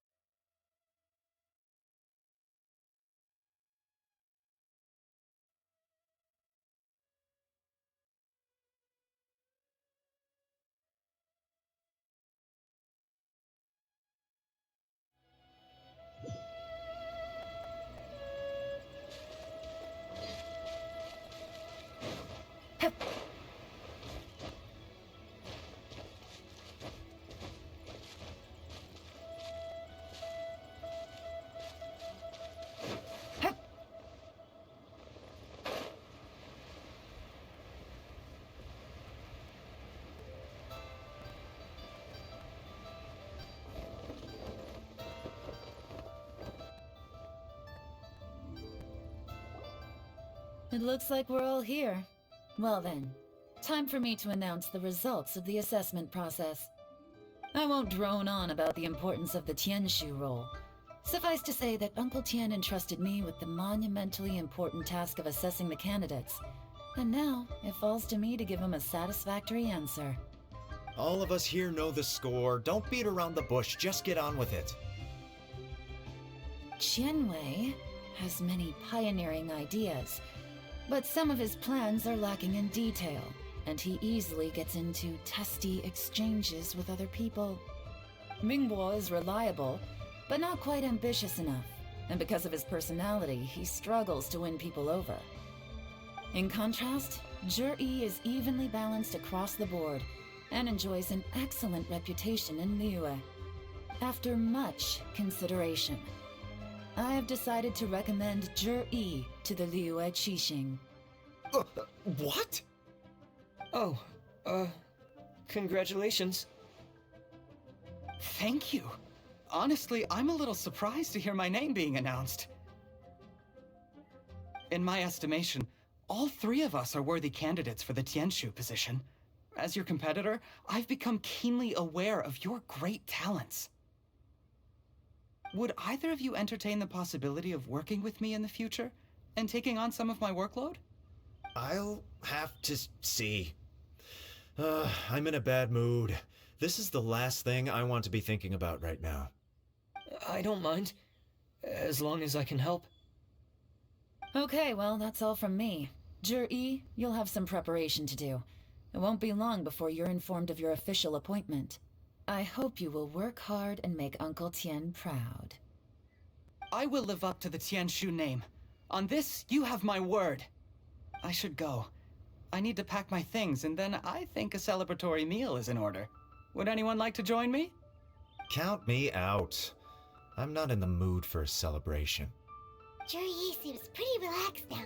This would be a good time to follow him. Hey, Traveler, tell me something. What exactly does that guy have that I don't? If you can't answer that, I'm not accepting this result. I, also wouldn't mind knowing. Oh no, if we get stuck here, we won't be able to leave! Follow him. Yes, ma'am.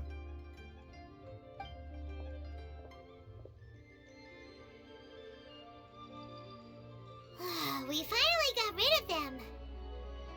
Lady Yelan, Zhi has gone towards Feiyun Slope. Follow him, quickly. So Zhi really sided with the Fatui? But Uncle Tien thinks so highly of him. Why would he do this? Difficult to say, but everything should become a lot clearer when we find him.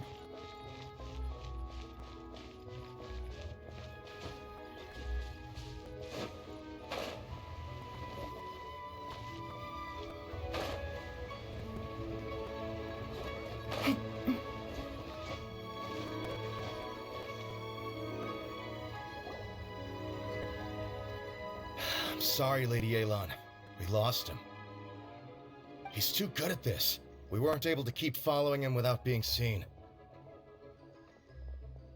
How the heck did he manage to shake Yelan's subordinates? I guess Zhi didn't let his guard down. Still as vigilant as ever. No, Upei says he's much more relaxed than usual. Maybe it's just how he's wired. Perceptive enough to sense when he's being watched. But how? Don't blame yourselves. Let's not forget he was trained by Uncle Tien himself. Evading detection is not an unusual skill for him to have. If I'd asked you to tail Uncle Tien, you'd have ended up at a dead end too. It's fine. So, where did you lose him? Shinyue Kiosk. He only went in briefly. Upei and I were watching outside the whole time. A few moments later, a man dressed in a completely different outfit came out. Upei had a feeling that it was him, but we couldn't get close enough to check without blowing our cover. I figured that if we spooked him, it would undo what we've accomplished today so far. Another option would have been to arrest him there and then, but without any evidence, that would have been meaningless. So I stopped Upei, and I stayed here to wait for you while that meathead went to ask around in Shinyue Kiosk. Good work. The fish didn't take the bait, but that's okay. As long as he's still swimming around, we'll find a way to catch him eventually. The key is figuring out what he's trying to achieve. Let's go to Shinyue Kiosk.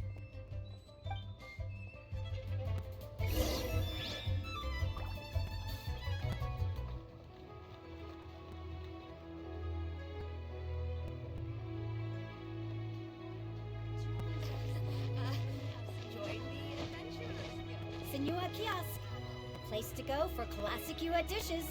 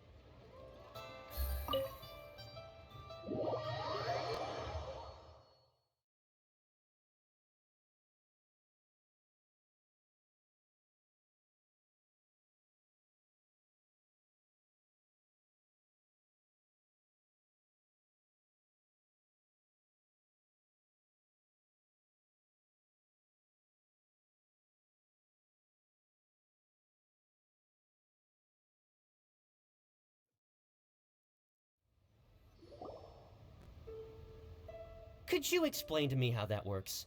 A guy like him comes in, changes his whole outfit right under your nose, and you don't even ask him about it? Our customers are free to dress however they please. What grounds would I have to question him? Okay, fair enough, but didn't you think it was just a little bit strange? Well, maybe I did, but it still doesn't give me the right to stop him. Enough. Let's tone this down a little. I'll make this quick. Just one question. What did he buy while he was here? Oh, he didn't buy anything. He just picked up a bottle of liquor that he ordered ages ago. A bottle of liquor? Yes, a very strong kind. Fiery, with a rich flavor. Not something the average customer would order. This gentleman ordered it in person from us a long time ago. He was only here today to pick it up. Liquor and wineware. I see. Let's go. Where to? Shigu Antiques.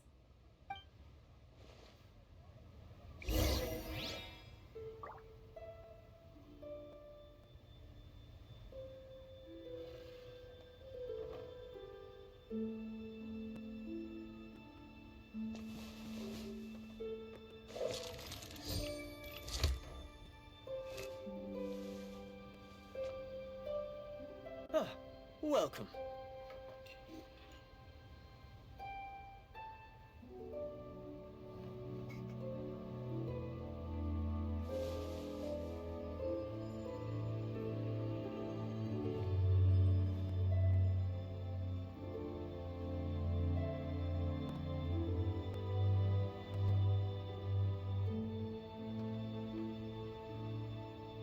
Ah, welcome.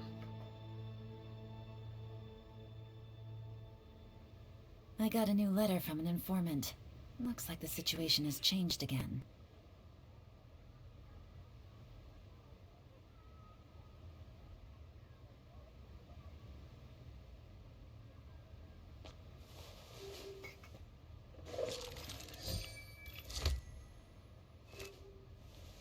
Ah, welcome.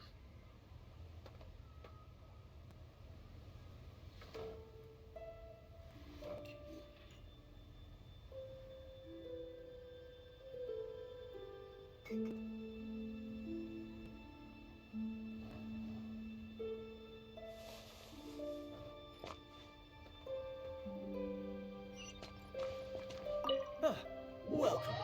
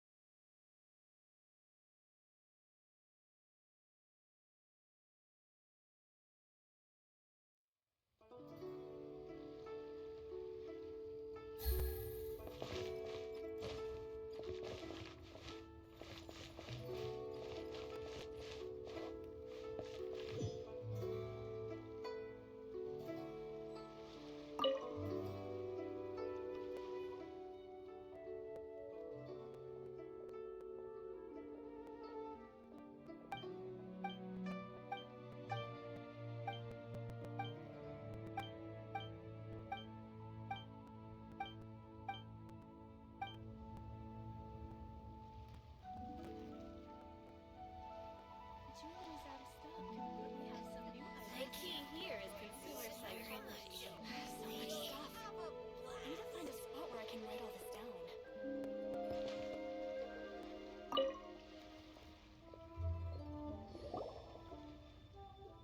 Hey, Miss Lin Long. Sorry to bother you.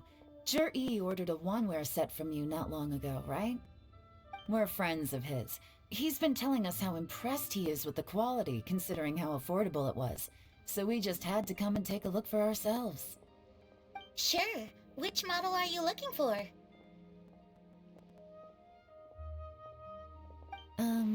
We don't really know a whole lot about wineware. Let's just go with Zhi's choice. Would you be able to show us the one he bought? Zhi picked up his set not long ago. As a quality imitation of an antique wineware set, it has the look and feel of a luxury item. Just so you're aware, we don't have many of this model left in stock, and now that Mr. Zhi has taken one, I'm afraid it may encourage the price to go up a little. Don't worry, price shouldn't be an issue. I'm sure we can work something out. But I'm just a little hazy on one thing. Did Zhi's wineware set include wine glasses, or...? For this set, the wine glasses are sold separately. Minimum purchase is 1 glass, maximum is 4. Mr. Zhi bought 2. Okay. Thanks, Lin Long. Seems there's a little more to buying wineware than I first thought. We'll have to mull it over. Well, don't take too long. We could sell out any day now. All right, see you next time.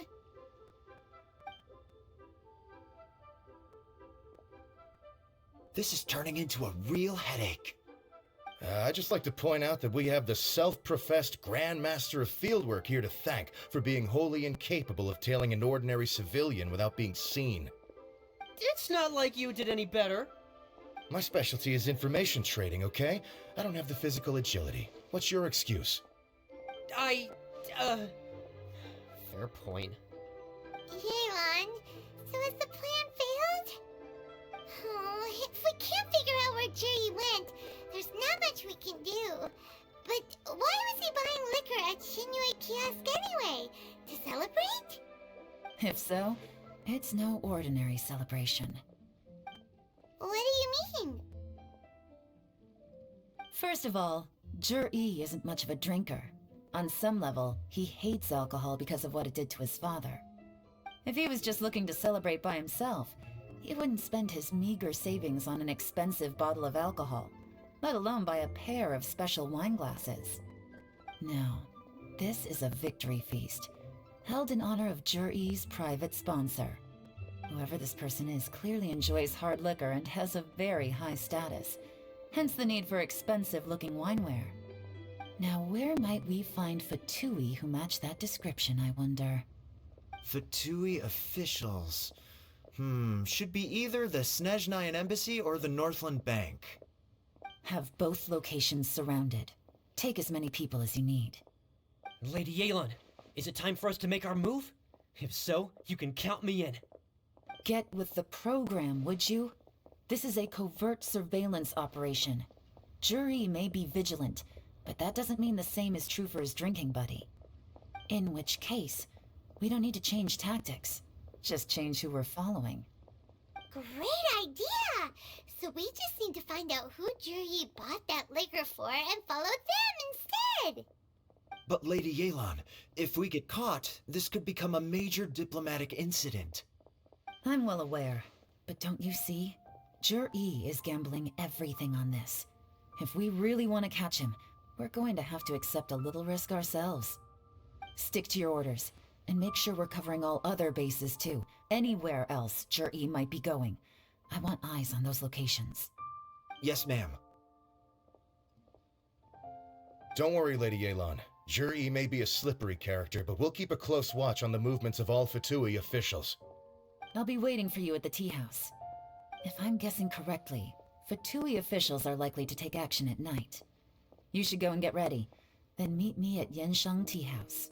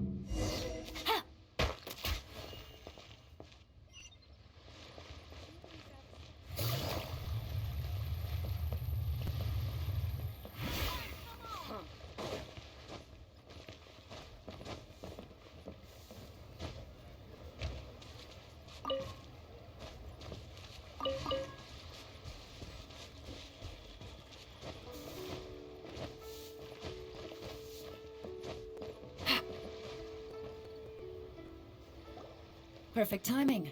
Wenyuan just sent word that the Fatui ambassador, Yusupov, just left the embassy alone. He's heading in the direction of Qingshu Pool. Qingshu Pool? That's the place Jerry mentioned in his manifesto. It looks like that's where they've arranged to meet. Sensible choice, I'll give them that. Qingshu Pool is always crawling with monsters. Most people wouldn't dream of going there. It's one place they won't need to worry about being seen. Oh no, we gotta go get them! Let's go. If my hunch is correct, we just might hit the jackpot this time.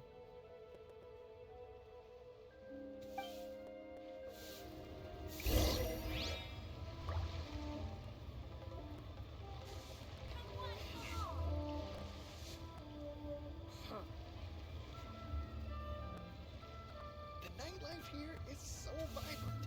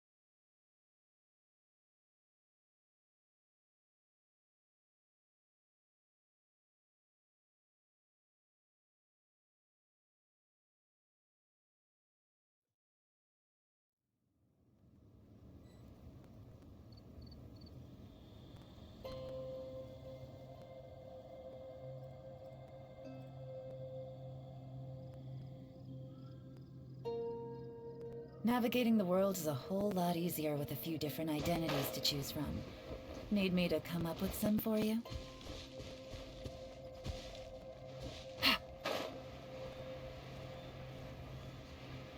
This is Qingshu Pool, full of ruins, crawling with monsters. Anyone with any sense steers well clear of this place. I've looked into the place before. There's a worker's entrance somewhere around here. Follow me.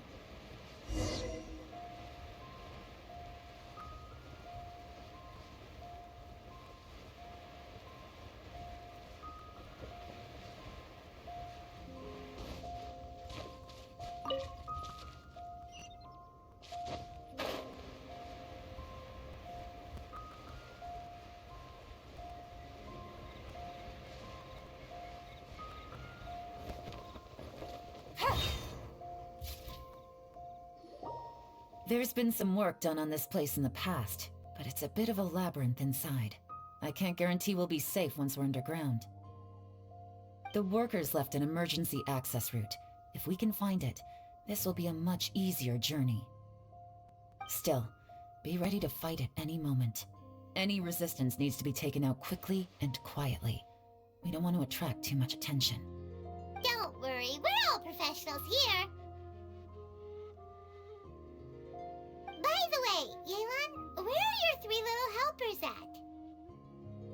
They have other things to take care of first. We couldn't afford to wait for them, but they'll join us later.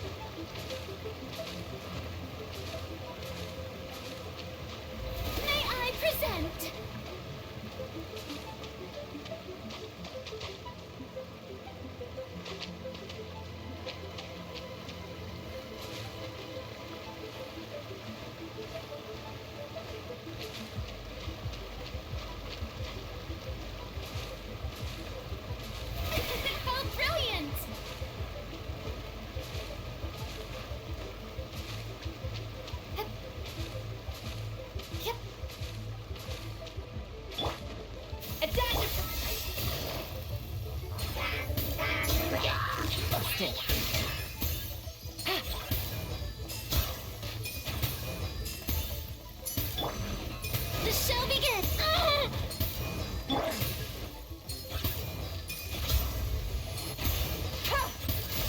Gotcha. Off to the freezer!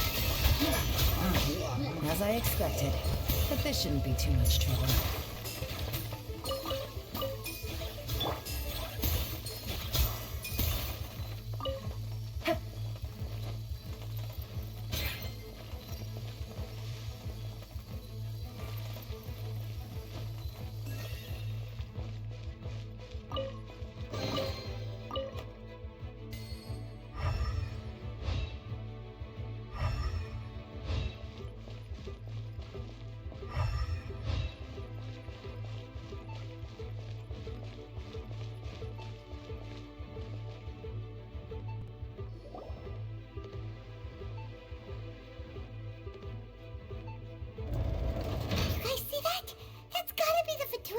Ambassador here to meet Ji. Looks like he went through that door. That must be the emergency access route, right? Come on, let's hurry.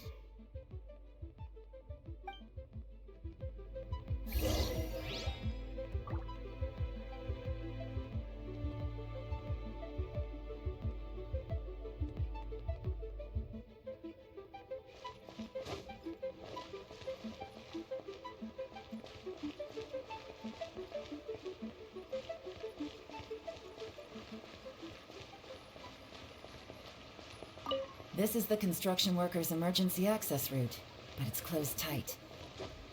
Trying to break through would be risky. Let's see if we can find another way.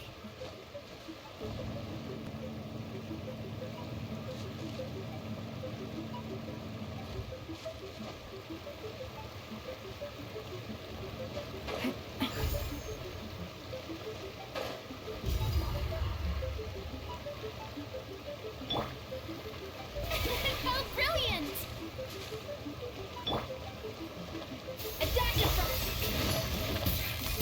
Quietly now. Gotcha.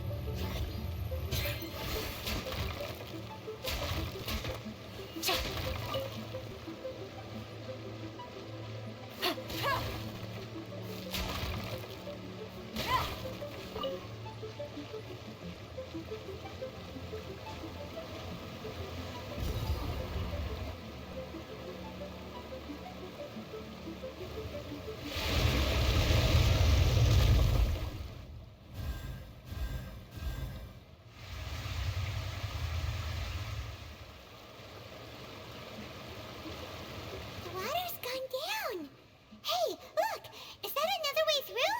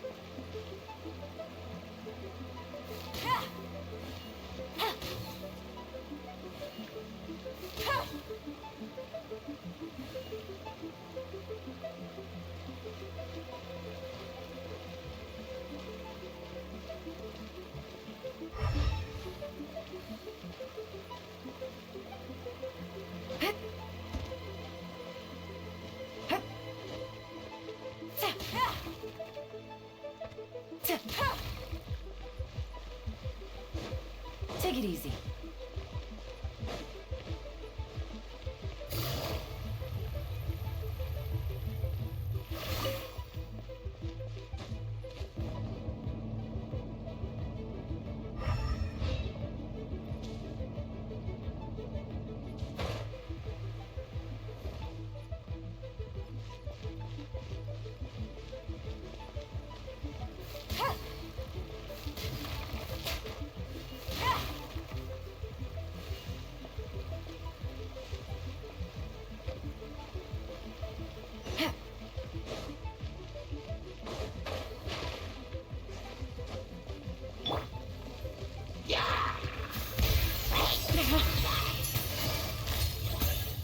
Quietly now.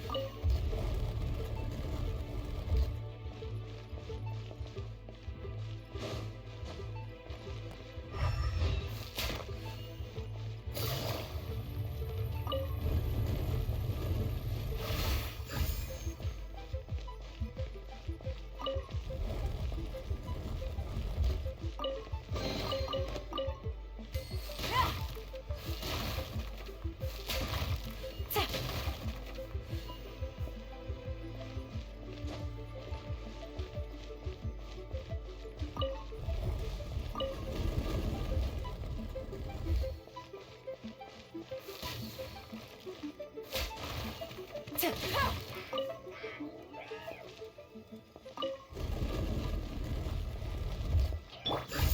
little gotcha. Quietly now.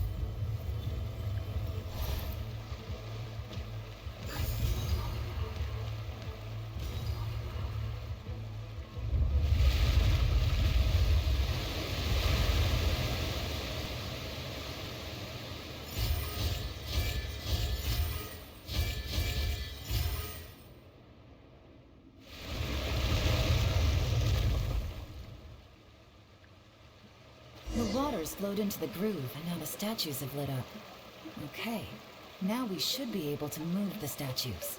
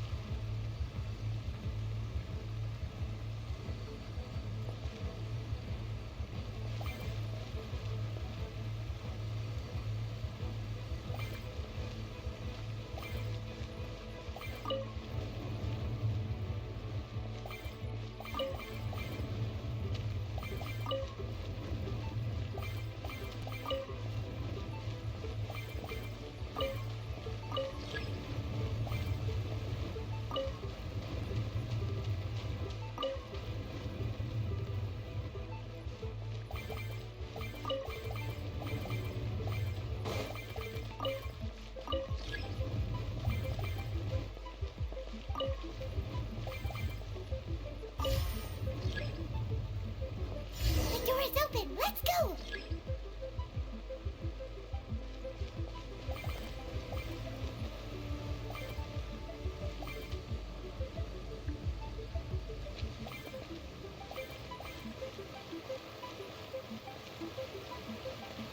We should be nearly at the bottom now.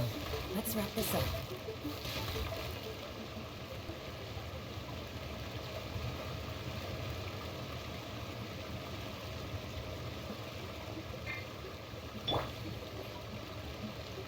A dash of rock! Busted. Things are about to get dicey.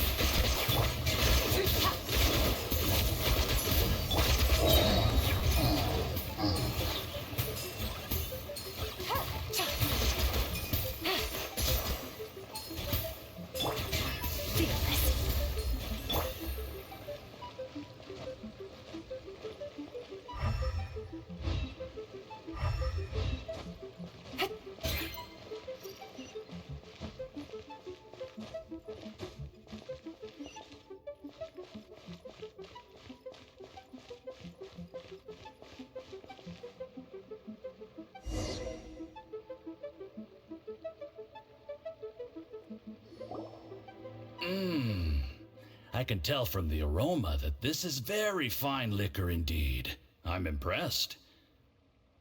Come on, bottoms up. After you, of course.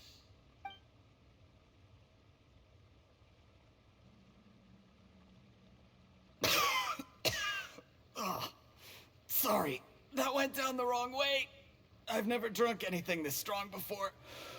It'll take me some getting used to. You'll get there. If you want to stay friends with us, you have to drink with us. I'll do my best. You're more of a lightweight than I thought. Already struggling after one glass? I thought you were made of sterner stuff.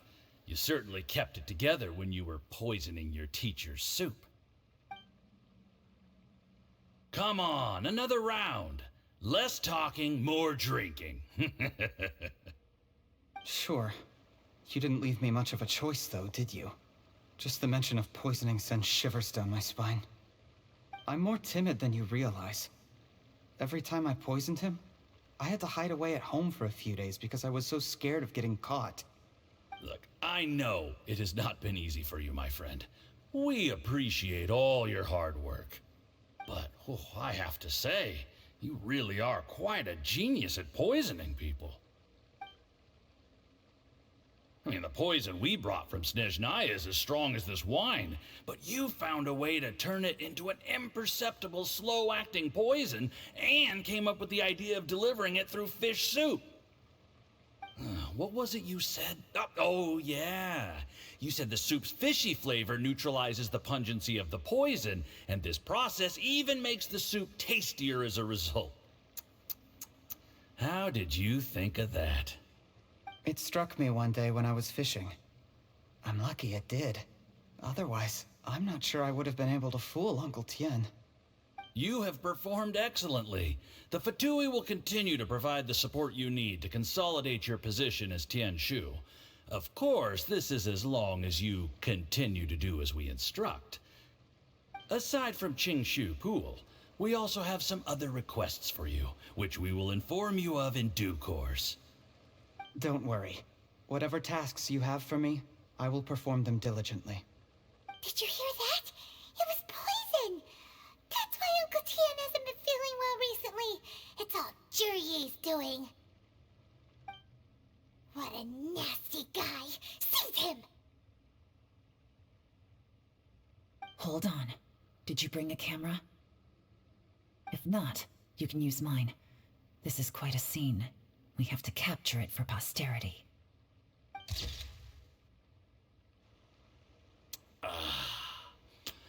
Excellent liquor. We've, seen no progress on the diplomatic front, and everyone has been eyeing up the treasure of Qingshu Pool. It's been a real headache for me. But soon, everything will be taken care of, and I can report back on a successful mission. Thank you, Jurye. I remember when I first saw you. I knew right away that you would make a good partner for us.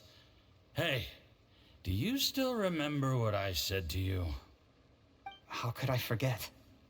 You said a lowly commoner like me could never be seen as a serious candidate for the Tianshu, no matter how hard I work. The only way is for you to shine bright in the Tianshu's darkest moment. I think you were absolutely right. Yes. Under normal circumstances, the gap between you and other people could only ever grow wider over time. Just look at your two competitors. Qianwei had wealth. Mingbo had reputation. But you had nothing. You were just another nobody. And that's why I decided to help you. You know, there's an old saying in the Fatui. Give a starving dog a bone, and it'll guard your home for the rest of its life. Yes. I cannot thank you enough for your generous support.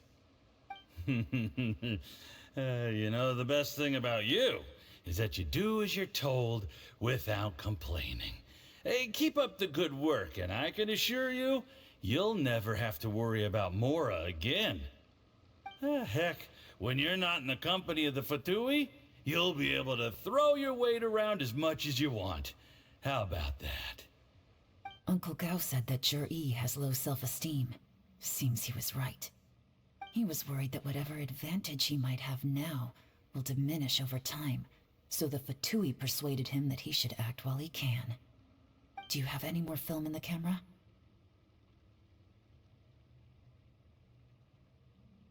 Then get ready to use it. Tonight's grand finale should be coming up any minute now. How well this goes for us depends on how Jur-E plays his hand. Ooh, is there any more alcohol? Go on. Fill me up. I'm in a good mood today, and I'm gonna drink my fill. Make sure to get me home safely afterward. There's only a little left. Here, I'll fill your glass. If you like it, I can bring you some more next time. Whoa, this is the good stuff. It is great. Huh? What the?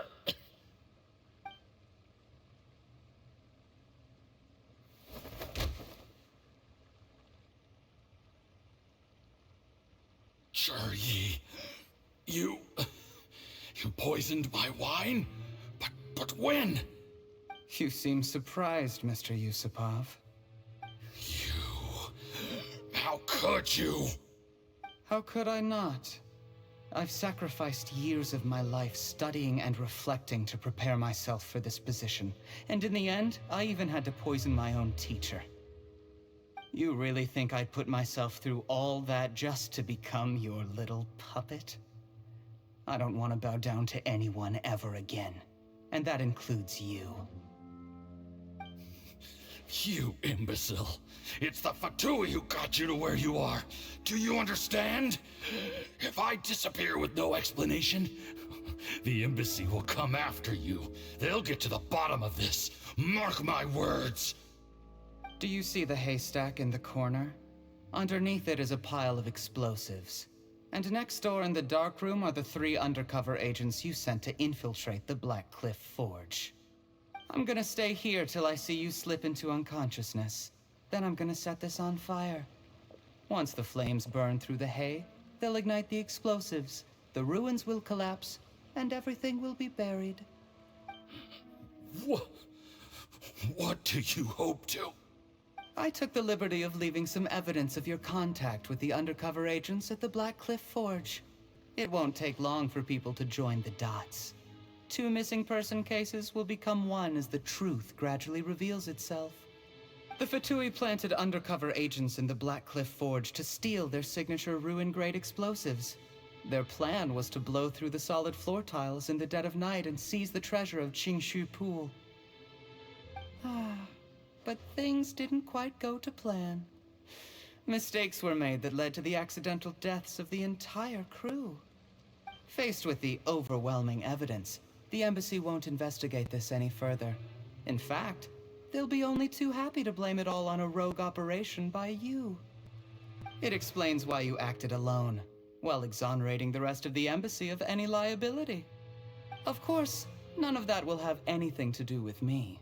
When all of this comes to my attention, I'm afraid I'll have no choice but to cancel the Qingshu Pool redevelopment plan immediately. I guess then, I'll be Tianshu in my own right, with a clean record and well out of the Fatui's reach.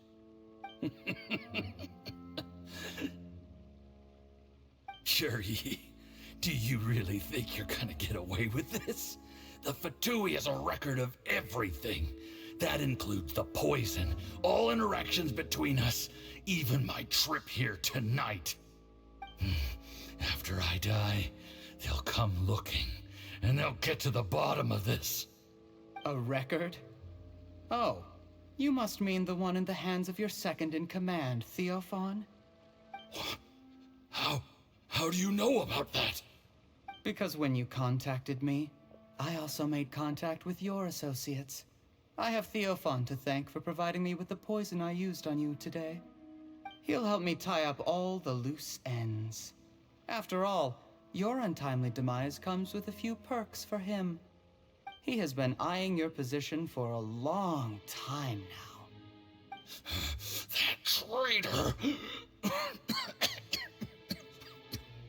Juryi, you... Shh. Relax. It's over. After tonight, everyone gets what they want. And anyone else in the know is either my accomplice or about to be taken out of the picture. Sweet dreams, Mr. Yusupov.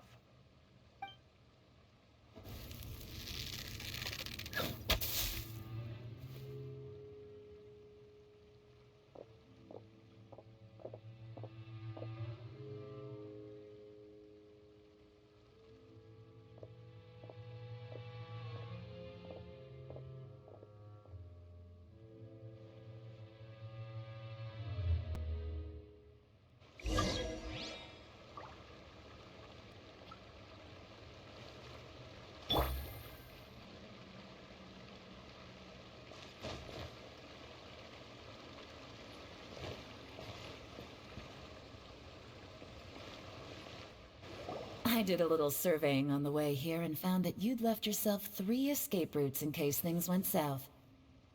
I have them all surrounded. If you're thinking of trying anything, save yourself the effort. The game's up. We were here the whole time and have pictures of everything. They came out pretty nicely. Want to see them? The game's up? Forgive me, I'm not quite sure what you're referring to, Miss Yelan. I happened to discover a Fatui operation here, so I approached them on the pretext of joining forces and eventually brought them down from within.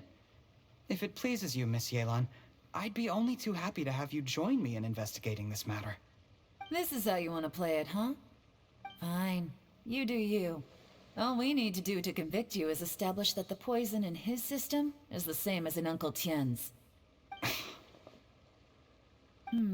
Nothing else you wanted to add? Let's leave it there then. Time to go. One wrong move and it all comes crashing down. I should have been more careful. You followed him here, didn't you? I was so focused on keeping myself out of sight, I forgot he was a potential liability. Let's talk about this, Yelan. I gave you my word that I would live up to the Tianshu name, and that much I can still guarantee. Your point being? When I take office, I can guarantee that I will act in your best interests. In fact, all of you here tonight can expect very generous treatment in the future. I don't deny that I used underhanded methods to get here. But given my lowly origins, what other choice did I have? You still don't get it, do you? Even now. What do you think?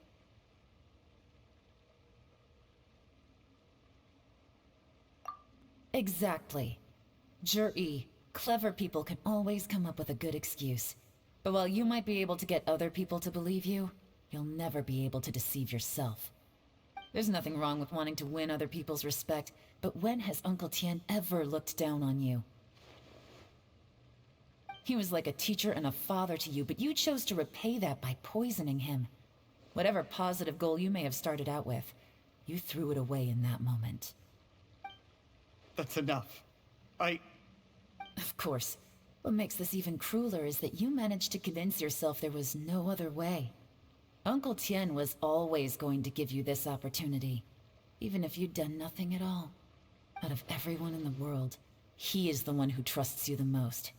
So much that he drank your fish soup without doubting you, not for 1 second. That's enough. That's enough. Life is like fishing. It cannot be rushed.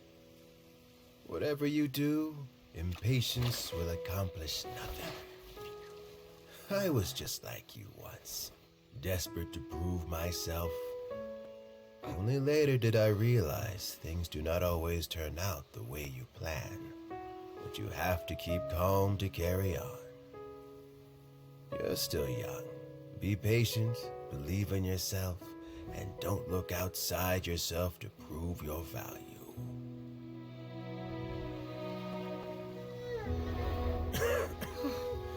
Where's Jury these days? It's been a long time since he last paid me a visit. Maybe he's just busy. Well, next time, if he doesn't bring a pot of piping hot fish soup, don't let him in.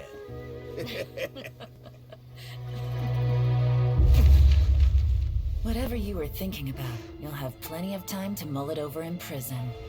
Oh, I almost forgot. If the Fatui find out what happened today, prison might not turn out to be the safest place for you. Trying to have friends on both sides, it has a way of turning everyone against you. But right now, I have an opportunity for you.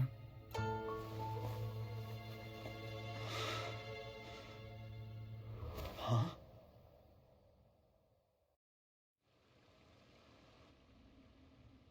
Sorry, things are about to get extremely busy for me. Let's meet at Yanshang Tea House tomorrow morning. I'll have someone remove the explosives. Then, there's someone I have to go and see. Need our help with that? No, it could be dangerous. You should leave this one to the professionals. Don't worry. As long as they're willing to cooperate, this'll be a straightforward deal. Get some rest. See you tomorrow.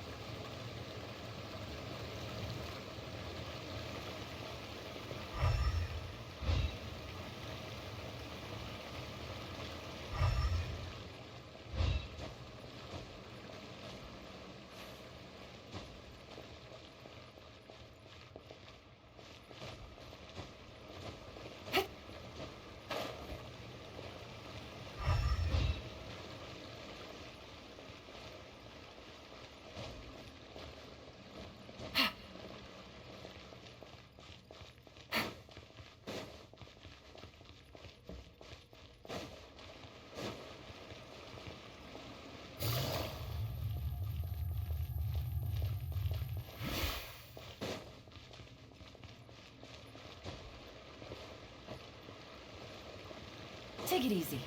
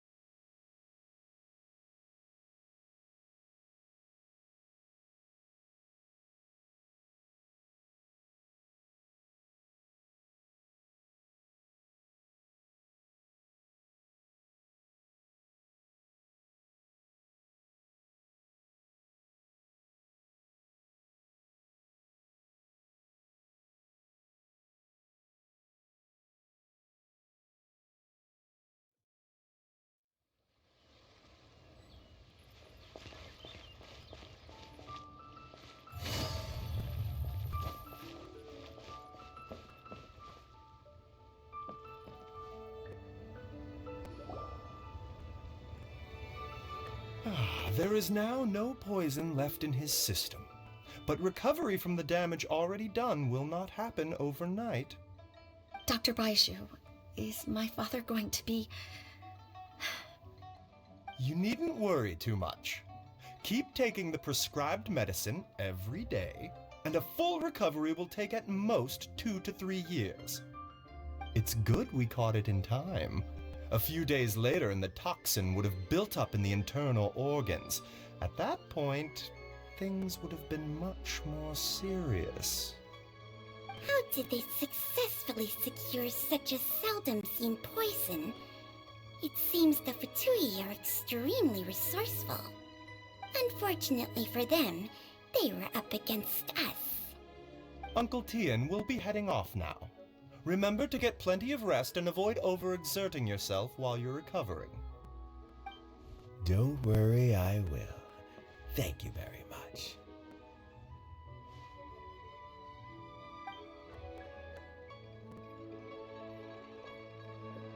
Ah, you're here too? Thank you for all you've done to resolve this situation. And I'll have to admit, yes, the exhaustion seems to have gone. My mind is steadily getting clearer again. Luckily, it looks like choosing the Tianshu's successor is suddenly not such a pressing issue after all. Hey, Yelan! My work is mostly wrapped up, so I thought I'd take a minute to check in here. The assessment process comes to an end here, Uncle Tien. In my opinion, Zhi is not suitable for the position. But Qianwei and Mingbo both have potential. You have my gratitude. People can change their loyalties easily. I've always known this. But whenever it happens, it's still a dismal experience.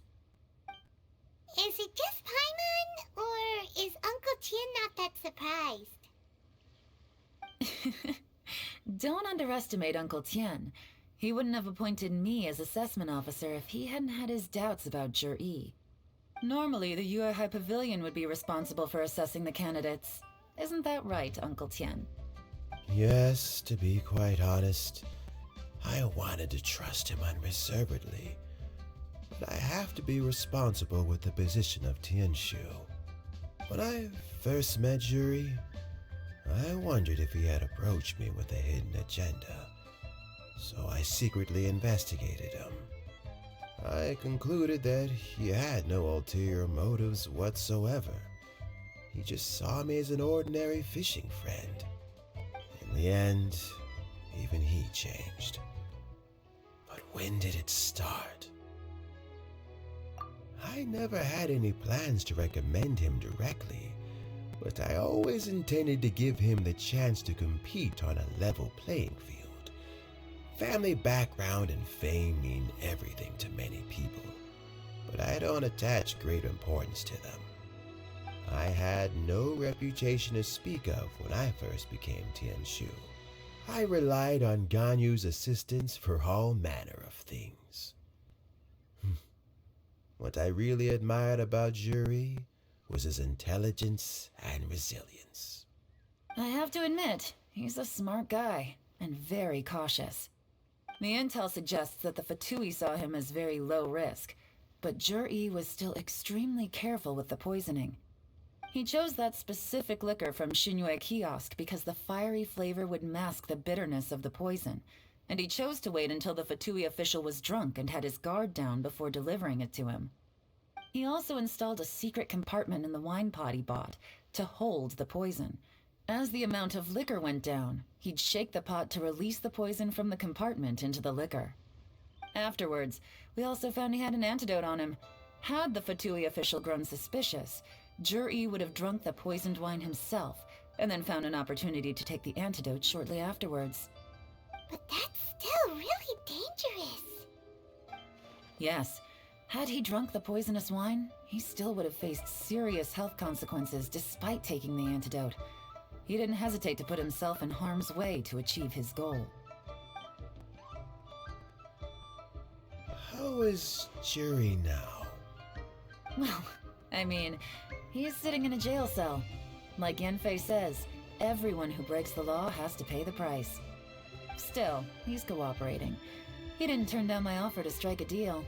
I'll make sure there are plenty of guards around to keep him safe from anything the Fatui might be planning.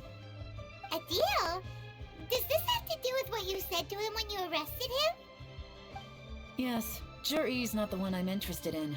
If he was as far as this went, I'd have handed the case off to my subordinates as soon as I realized. But once the Fatui became involved, things got a whole lot more interesting. I thought I might have the chance to catch a big fish. Well, did you? Almost. Unfortunately, it slipped off the hook at the last second. Uncle Tien? Yelan? What are you talking about? Paimon doesn't understand.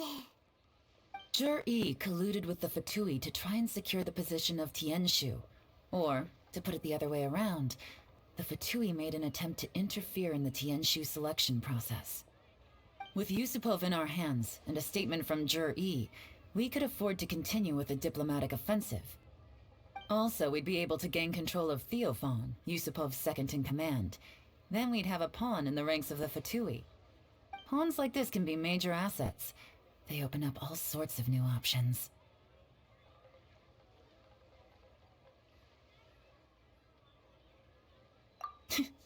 Why else did you think I was investing so much time and effort into this case? So, okay, well, did your plan succeed? We got halfway. The first part went off without a hitch, and we passed all the information on to Lady Ningguang. But when we tried to make contact with Theophan, he was gone, along with all the evidence. The Fatui must be spying on us. Otherwise, they'd never been able to respond so quickly. I found out from other sources that the Harbinger Regrator got involved. The Fatui's main forces aren't concentrated here. Regrator was only treating this as a peripheral concern. It's a pity that Theophan got away, but knowing which Harbingers are still looking at Liyue is something. It gives me a starting point for my next mission. I have to ask, Yelan, do you have any desire to take over the position of Tianshu yourself?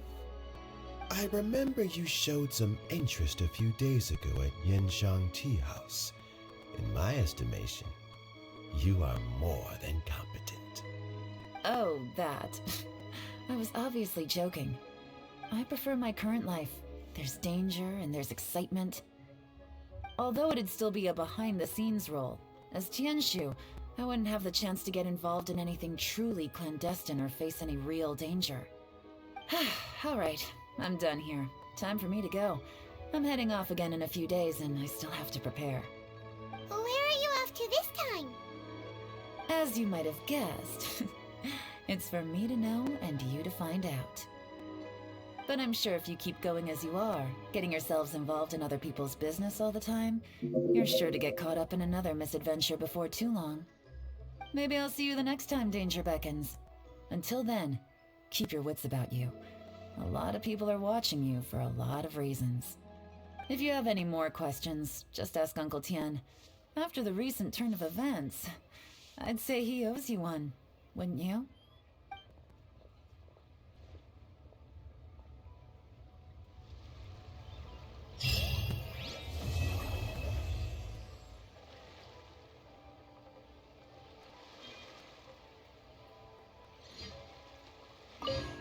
What would you like to know? Something I've said to Jury, Qinwei, and Mingguo before is that while cunning and scheming are quite crucial, even more important than this is staying true to yourself. Jury and Ambassador Yusupov each saw each other as a means to an end. They thought that if they could just outsmart their opponent, they would emerge the final victor. And yet, in the eyes of Yelan and Regrator, they are but pawns in a much bigger game. Scheming is an endless endeavor. If you can't cope with it, you're better off staying out of it. It gives you a much clearer view in any case. Everyone has self-interest, but you cannot let it be your master. So, don't fight over fleeting gains and losses. Rather, focus on the direction your heart is leading you and keep moving forward.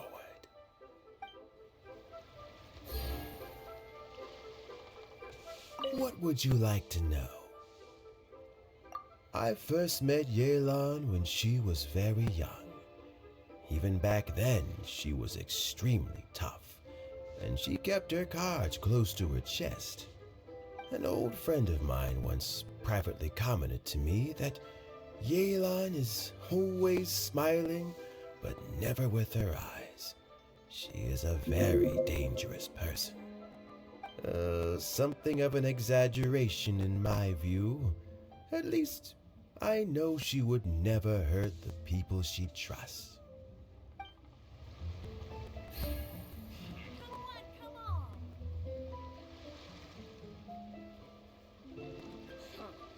What would you like to know?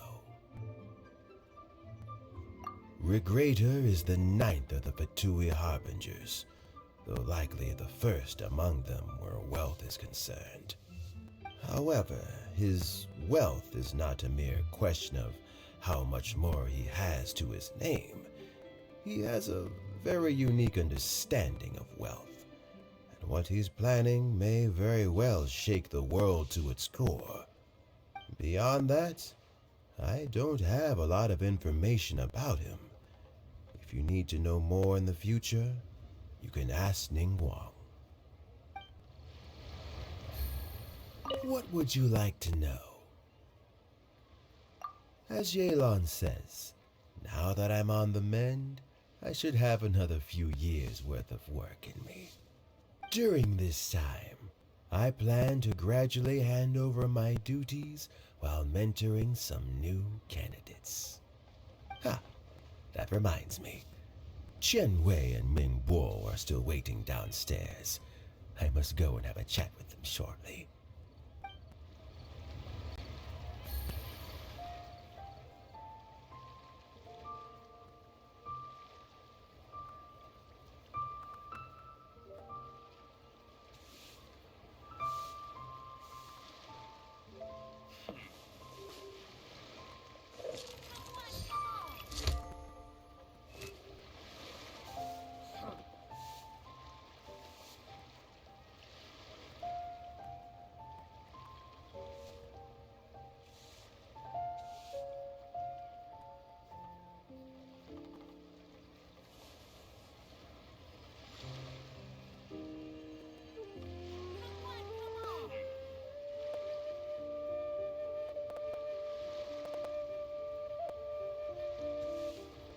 What would you like to know?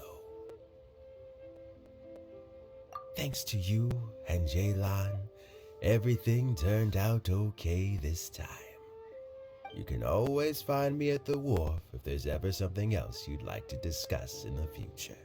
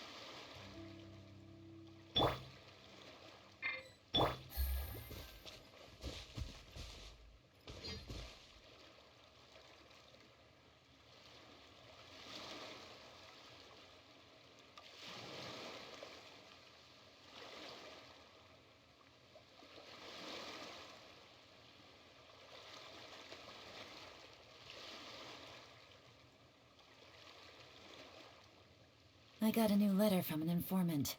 Looks like the situation has changed again.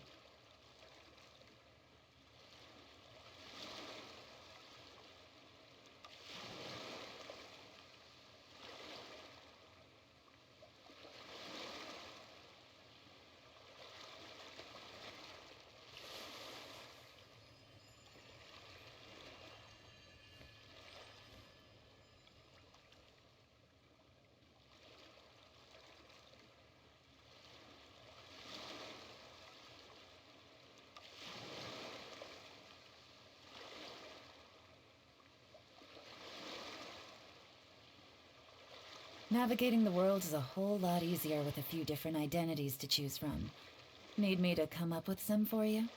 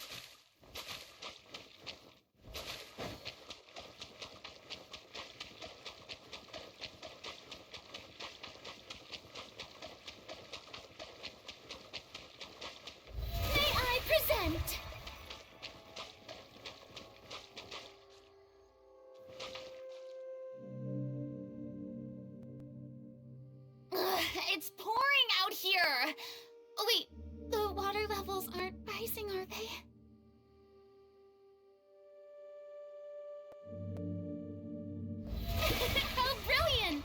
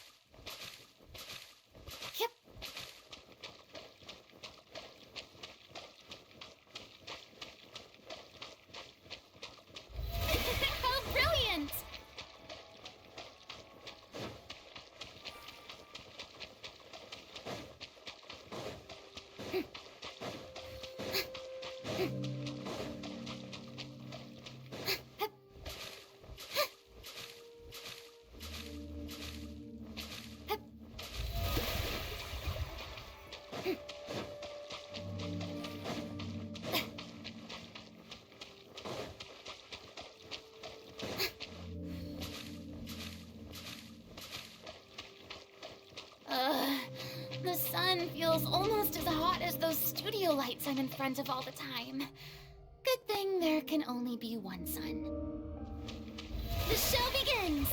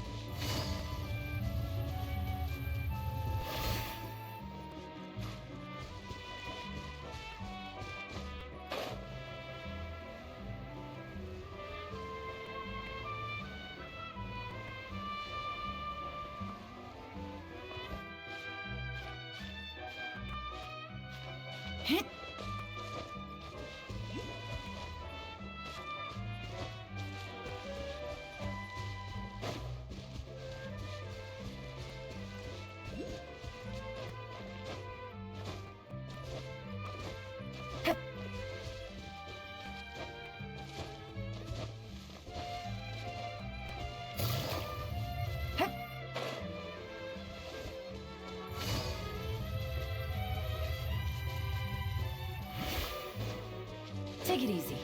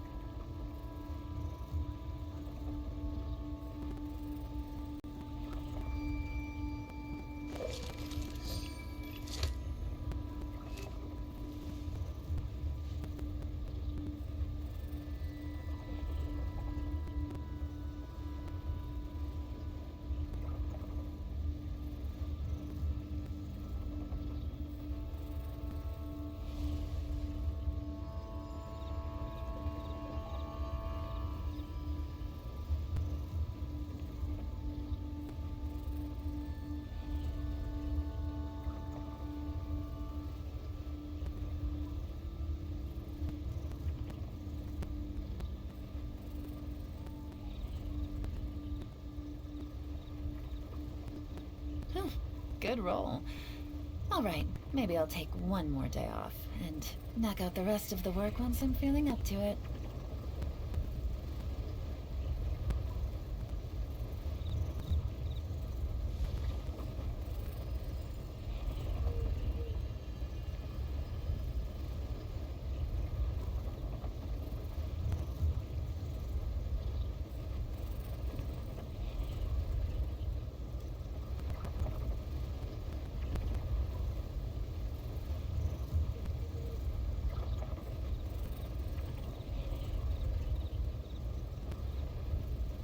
Navigating the world is a whole lot easier with a few different identities to choose from. Need me to come up with some for you?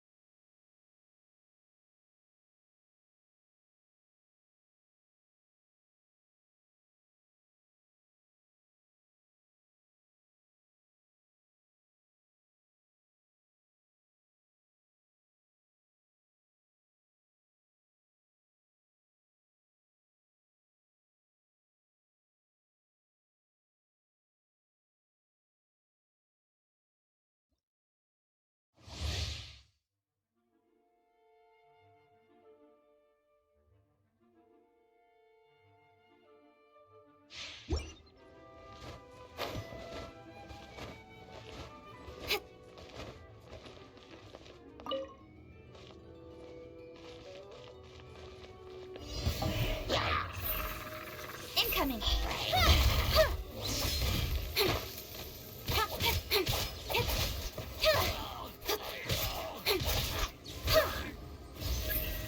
Don't blink. Hey!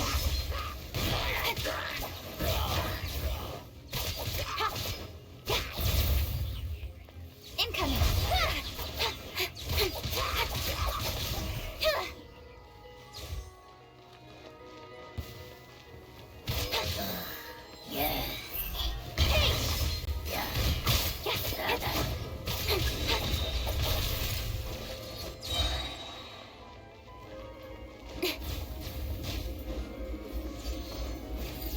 With sword comes shadow.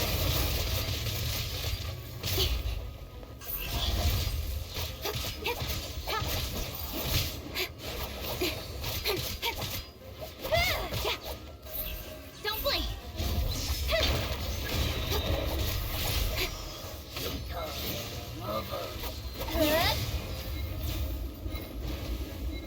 Speed of light.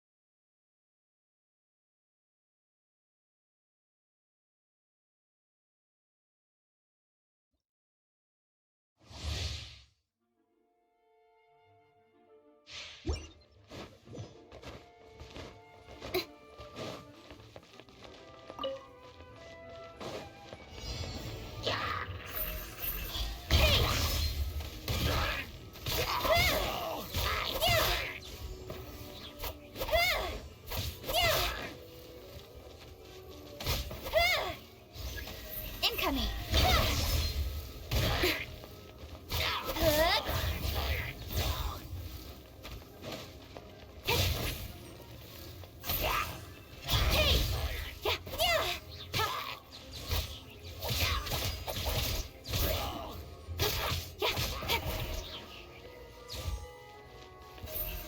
Speed of light.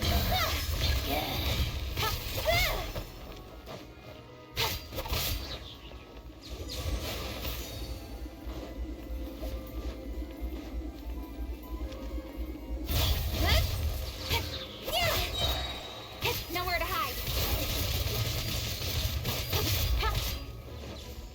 Incoming. Hey!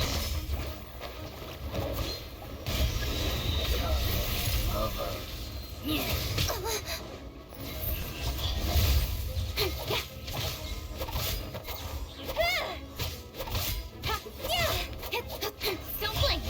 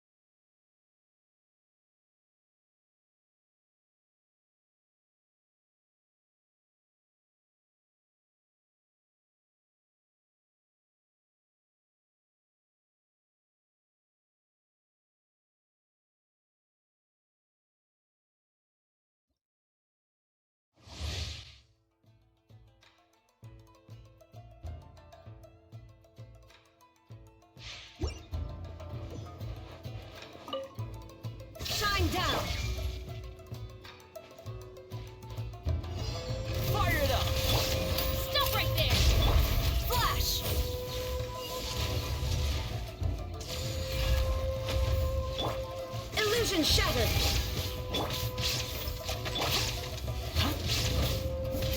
Don't get too close! Final warning! Strike! Hands where I can... Supporting fire! Glory to the Shogun!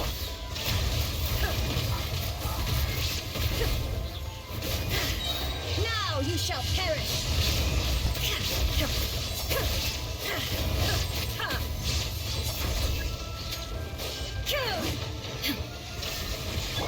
Flash!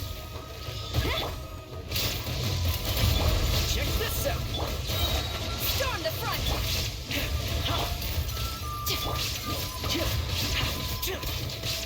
There is no escape!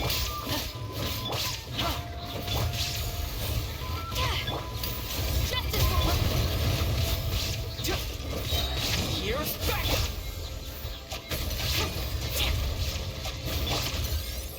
Torn to oblivion!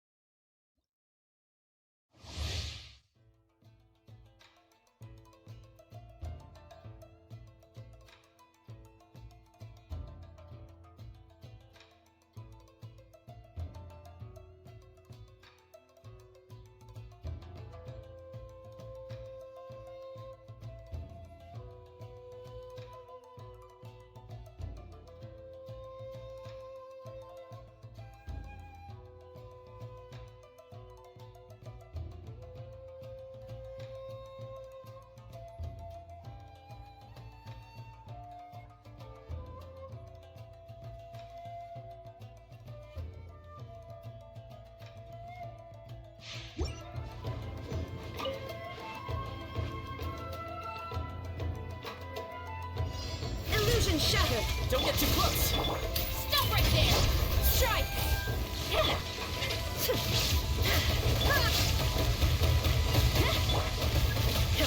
Shine down!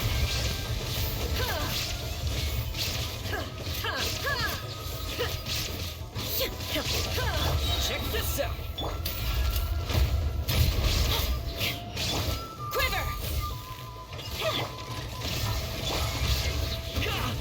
I got you covered! You asshole! Now you shall perish!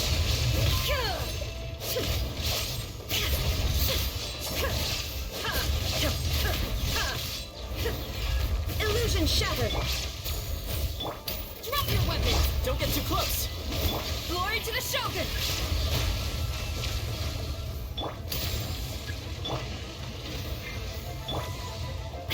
There is no escape! Check this out! Stop right there! Hands where I can... Here's backup! Strike! Inazuma shines eternal!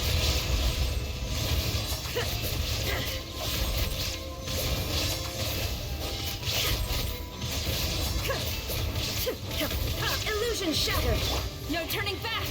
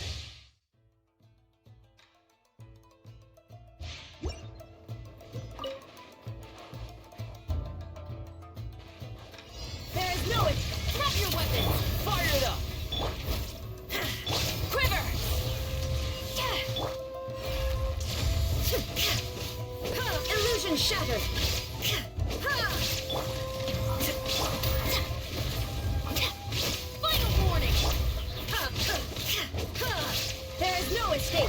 Check this out. Flash! I got you covered. You asked for it! Glory to the Shogun! Now you shall perish! Ha!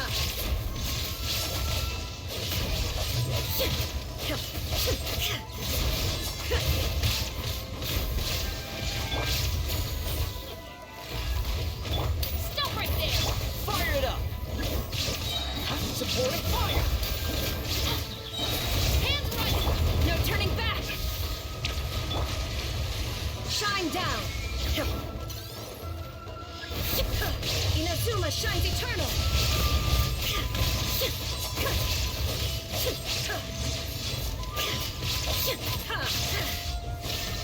Quiver!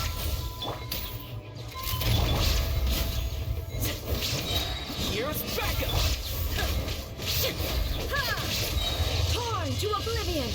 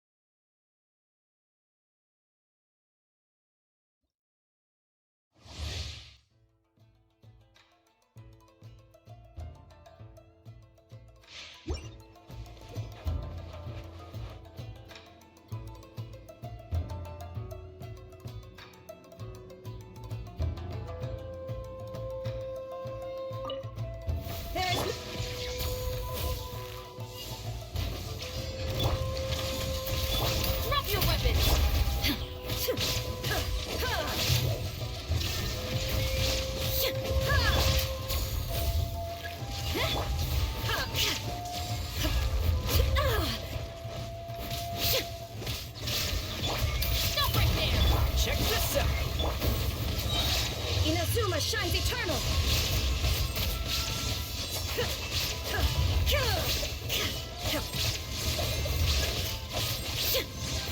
Shine down! Don't get too close! You asshole! Storm the front! Torn to oblivion!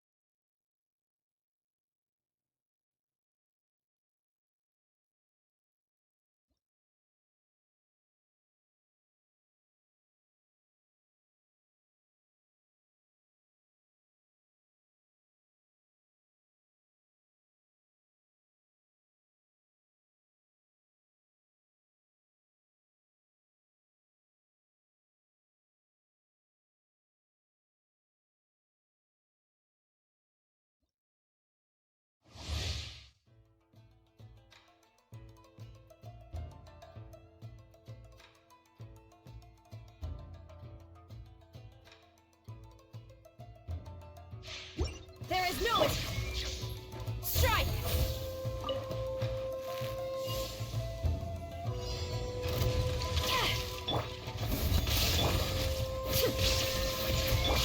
Final warning!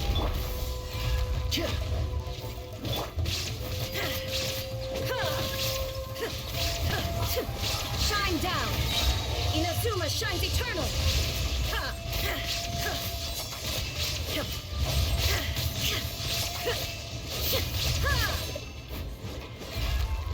Illusion shot!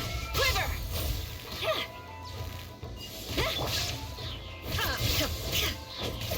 Stop right there! Justice will supporting fire! Now you shall perish!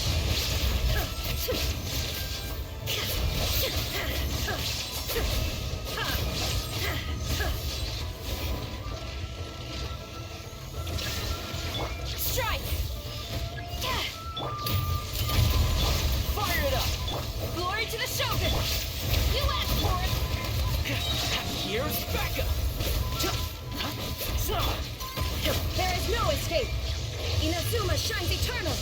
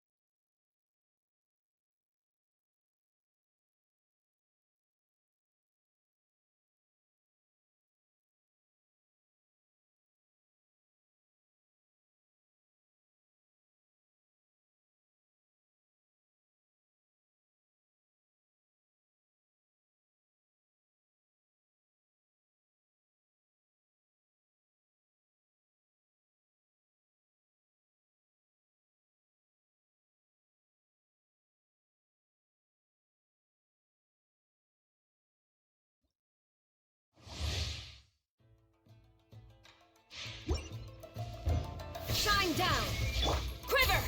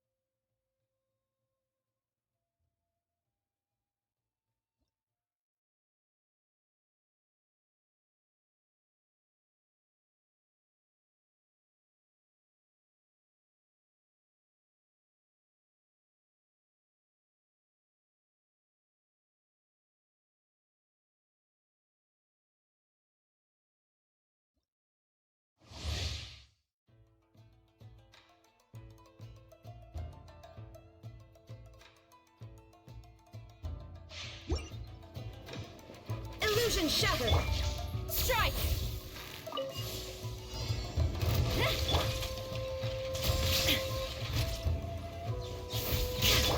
Final warning! Don't get too close!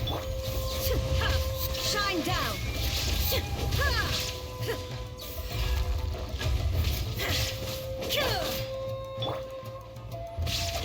Quiver!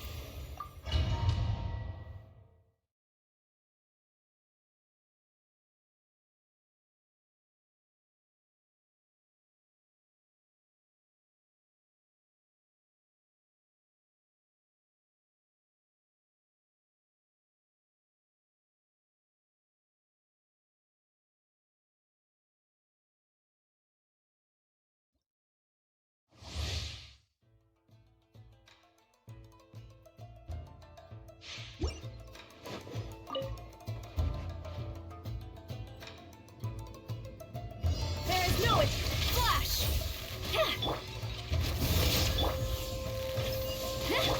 Stop right there. Shine down.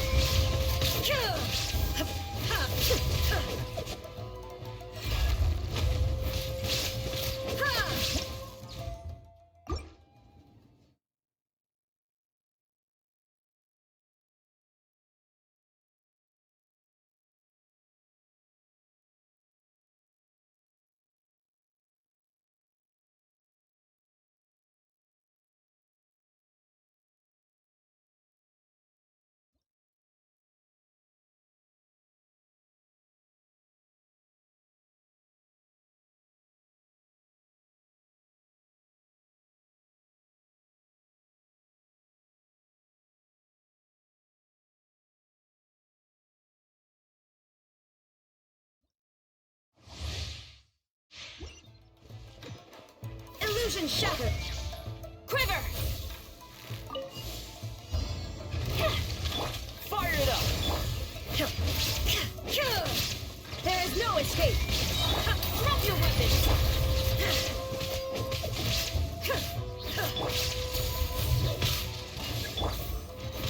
Now you shall perish.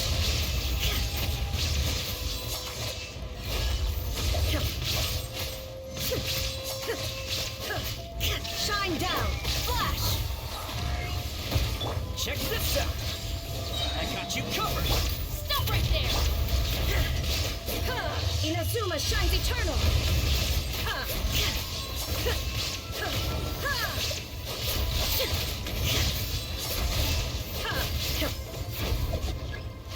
There is no escape! Drop your weapons! Supporting fire! Justice will bring... No turning back! Strike! Torn to oblivion!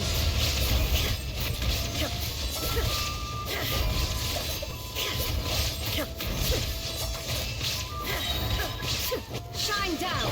Quiver! Final warning! Here's backup! Now you shall perish!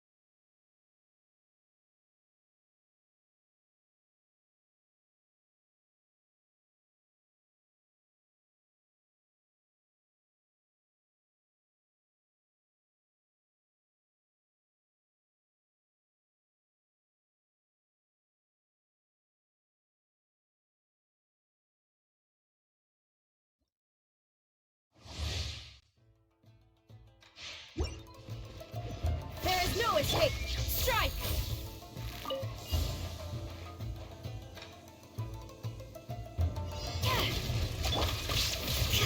Illusion shattered! Fire it up! Flash!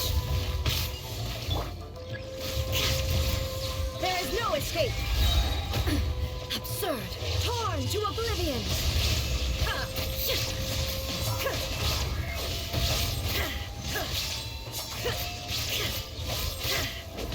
Shine down!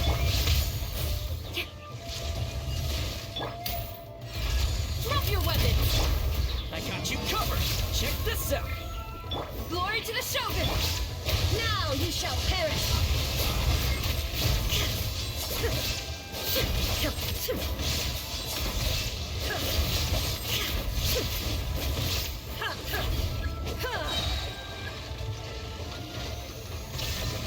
Stop right there! You asshole! Here's backup! Don't get too close! Strike! Storm the front! There is no escape!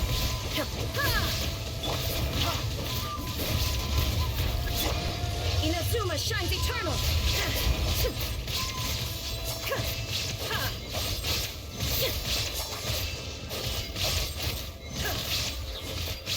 shattered!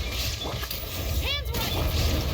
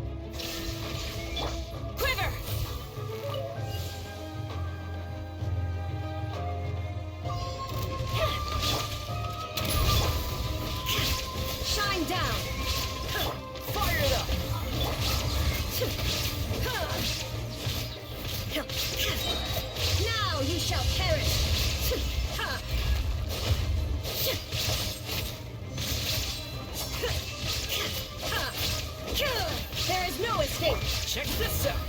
Drop your weapons! Flash! Supporting fire!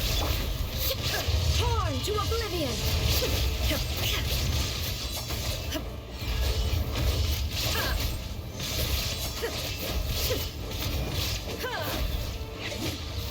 Illusion shattered! Fire it up! You asshole! No turning back! Strike! Shine down!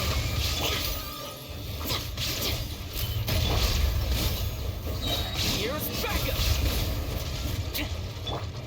Now you shall perish!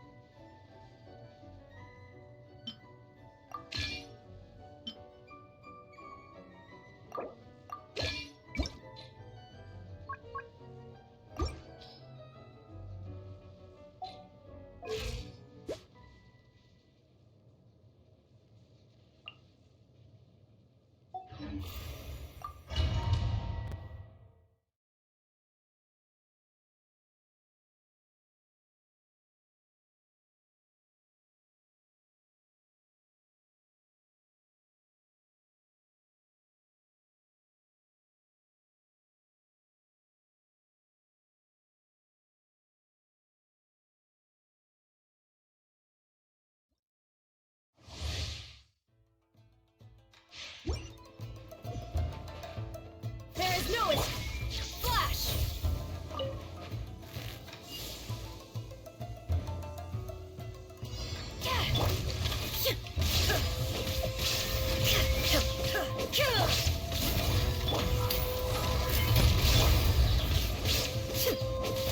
Torn to oblivion.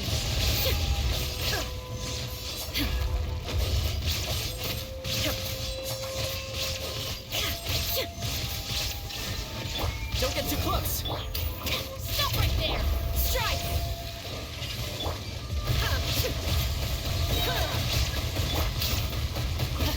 Justice will storm the front! Inazuma shines eternal!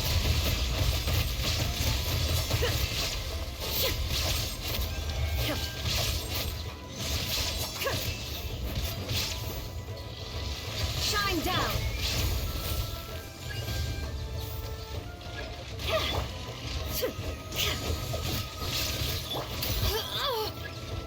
Check this out! No turning back! I got you covered! You asked for it! There is no escape!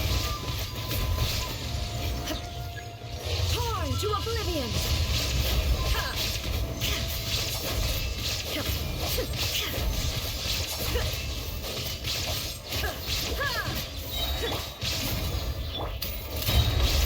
Justice will prevail!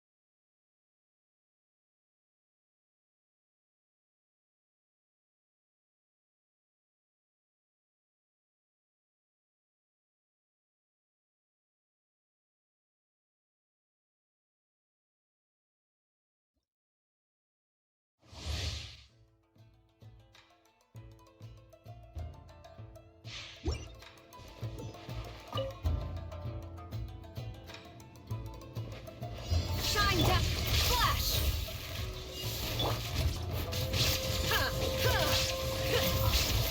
Don't get too close! Drop your weapons!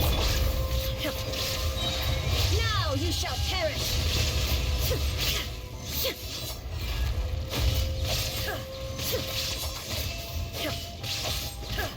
There is no escape! Fire it up! Stop right there! Quiver! Hands right! Supporting fire! Storm the front! Torn to oblivion!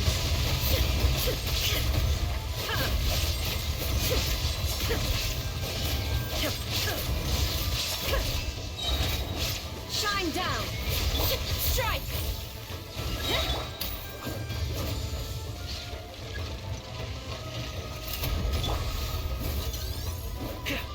Glory to the Shogun! You asked for it!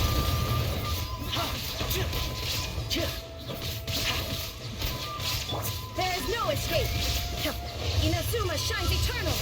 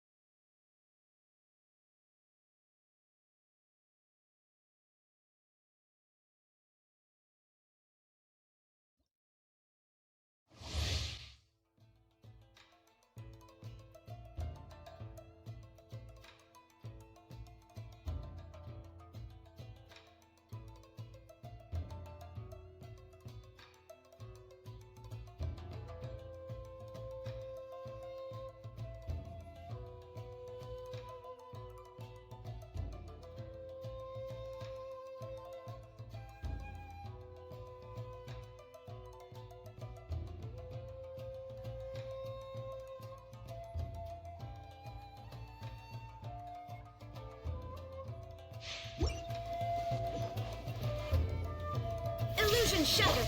Quiver!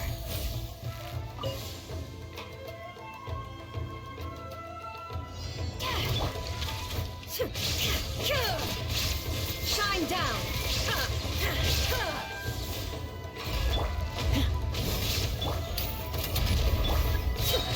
Torn to oblivion!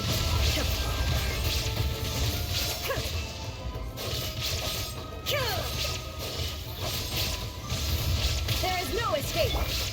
Don't get too close!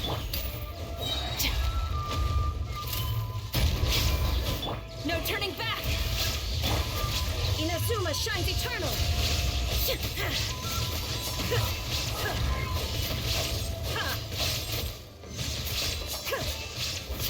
Illusion shattered! Fire it up!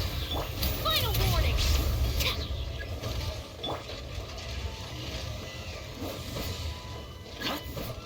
Flash! Hands right! Here's backup! Don't get too close! Storm the front! Strike! Shine down!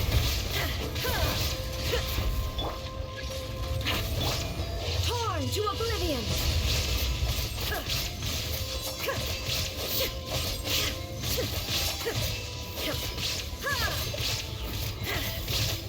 There is no escape!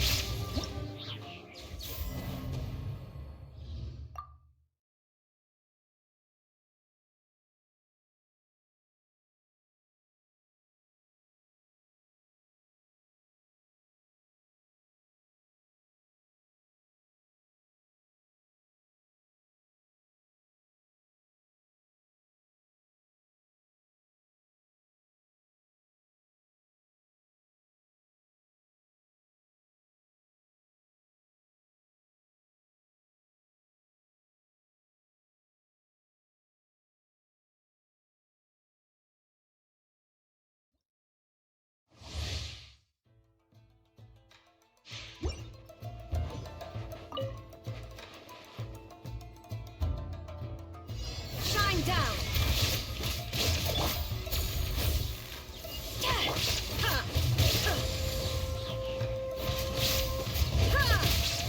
Fire it up! Stop right there! Inazuma shines eternal!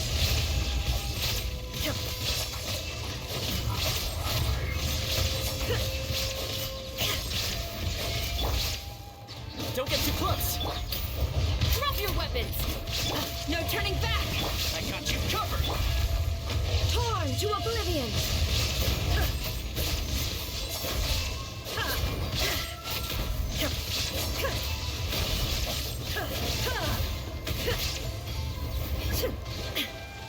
Illusion shattered! Fire it up! Final warning! You asked for it! Quiver! Storm the front!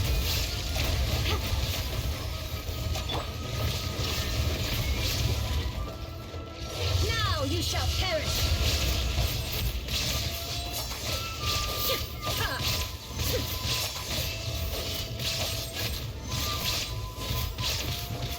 Here's backup! Check this out! Stop right there! Justice will come! Flash! Glory to the Shogun! Inazuma shines eternal!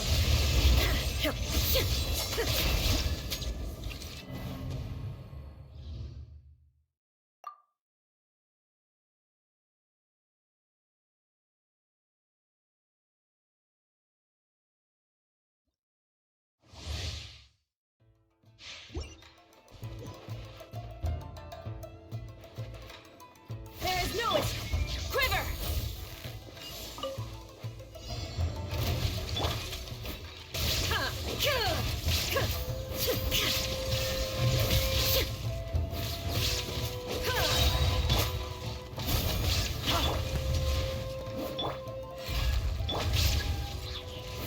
Now you shall perish!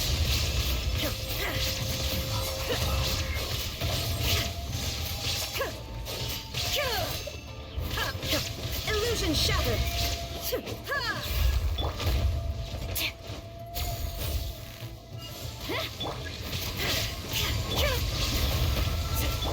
Final warning! Hands running! Inazuma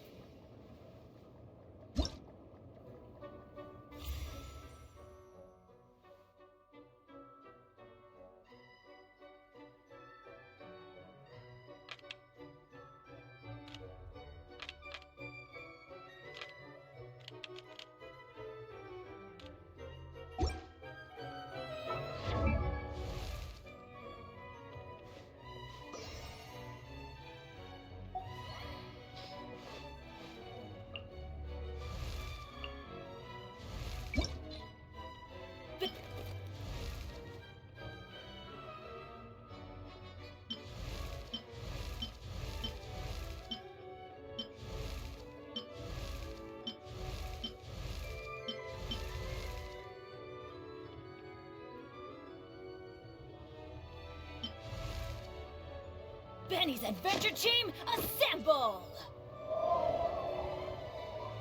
Oh,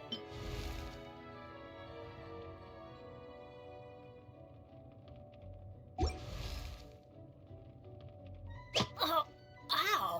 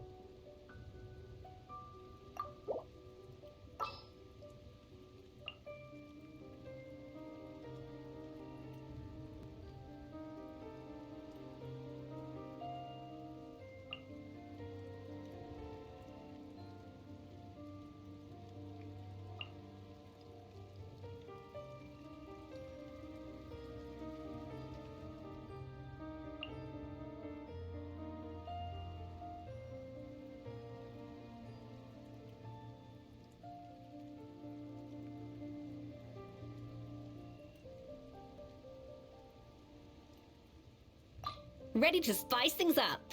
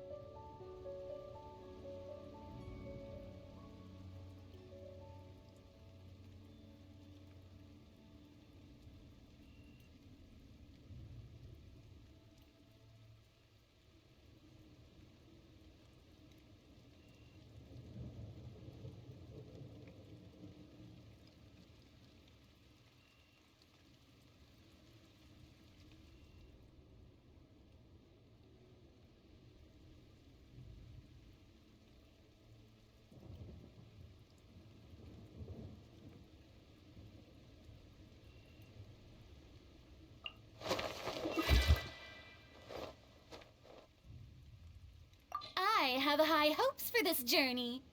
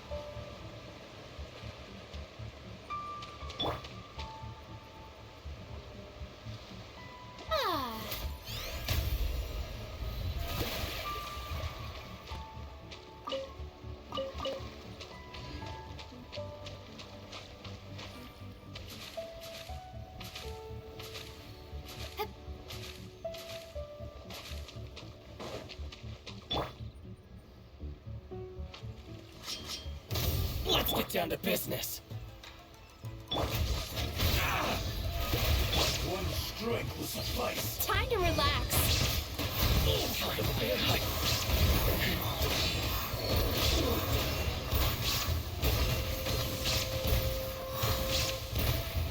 This will end you. Light it up. Cut down like this.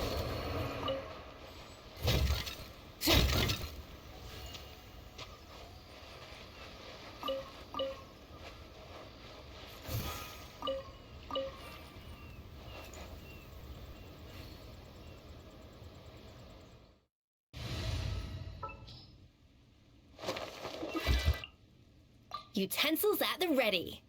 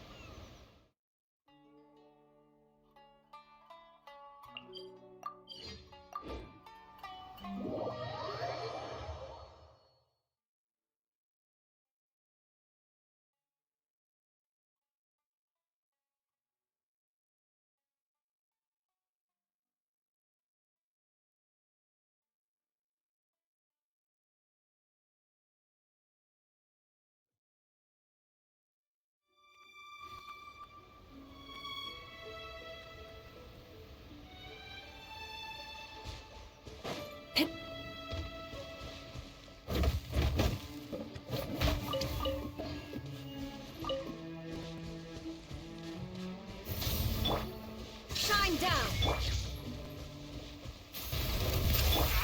Turn that frown upside down. The fairy. Finally,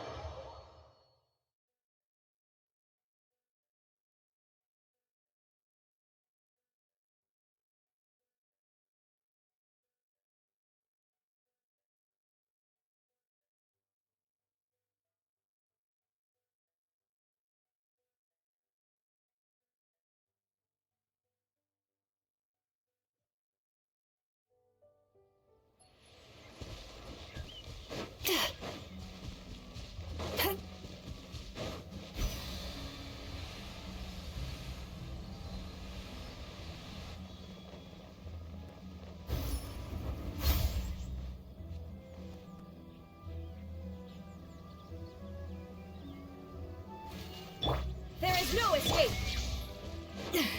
it's my lucky day. Rise with the sun. Time to relax. Tay-chan, let's go! You order me. Fall before you win this battle.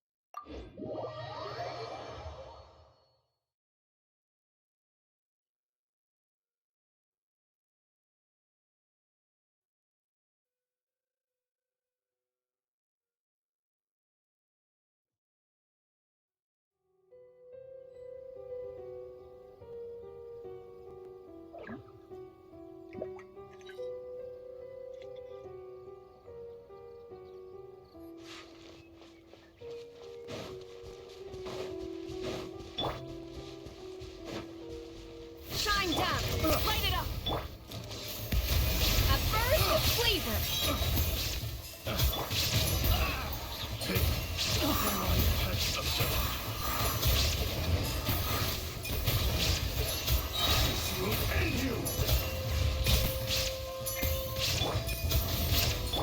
There is no escape! A dead defrosting! This battle.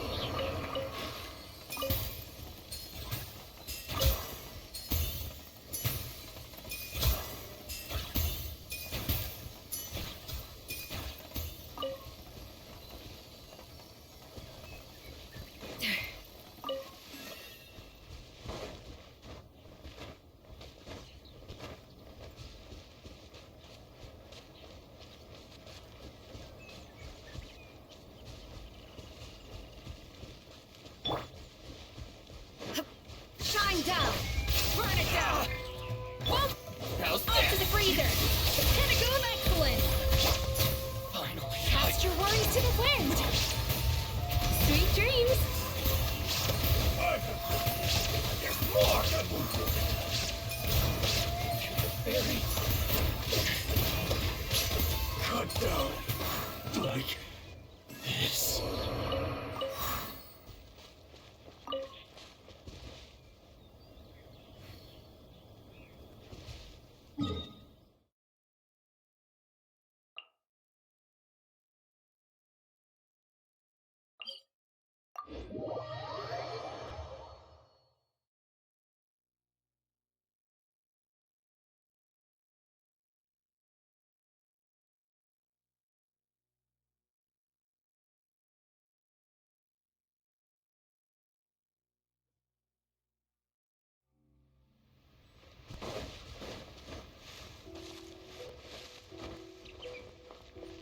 Turn that frown upside down!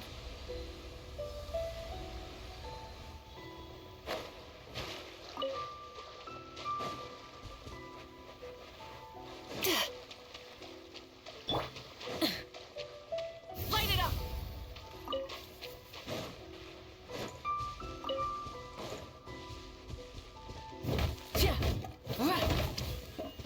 Full throttle!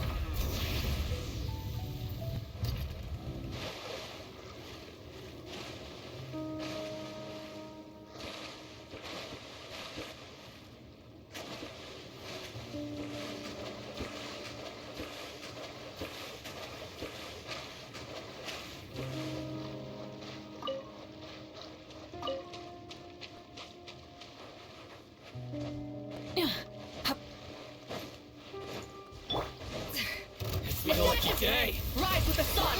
Illusion shattered! To the fairy.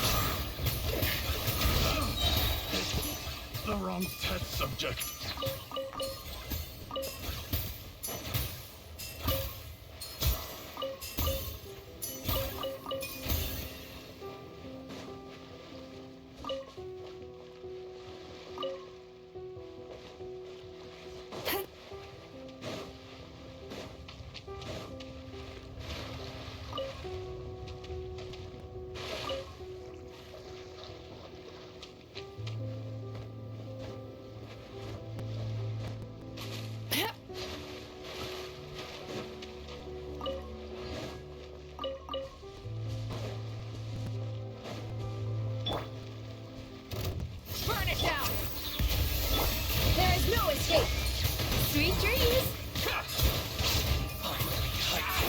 fairy. Finally,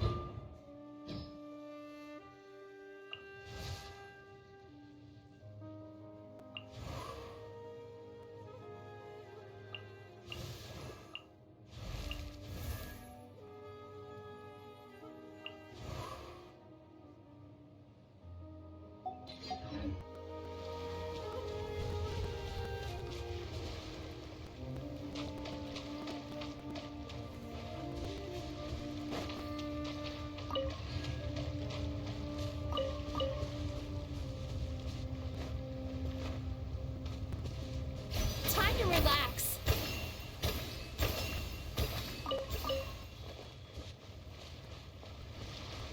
That dream last night tasted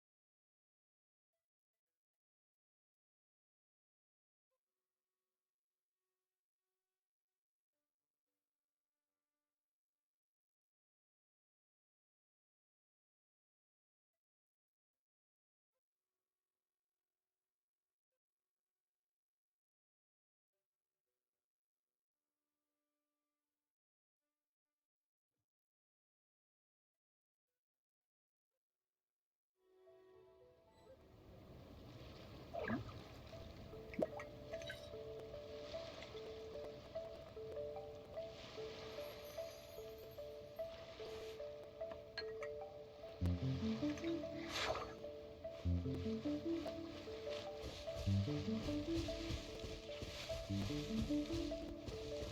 Thank you for sharing it with me.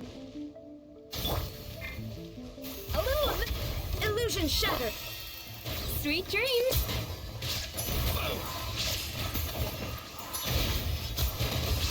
to the fairy. Finally, to the fairy.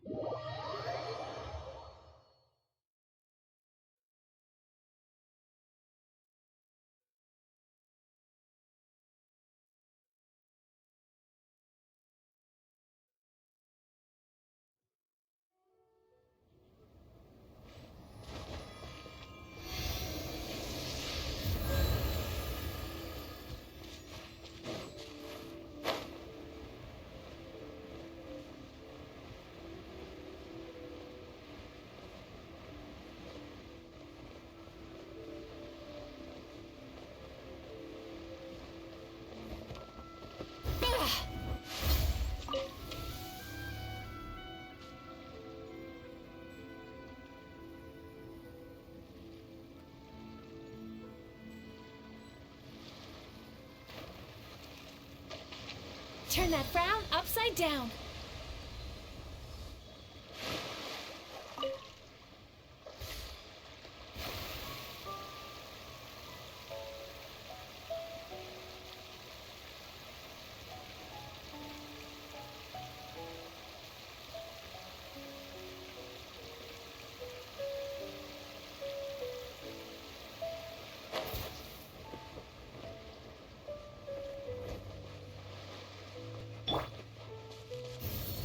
Try and stop me! Let's get down to business. Ah! A dash of frosting! Finally, No. Light it up! Shine down! My lucky day. To the fairy.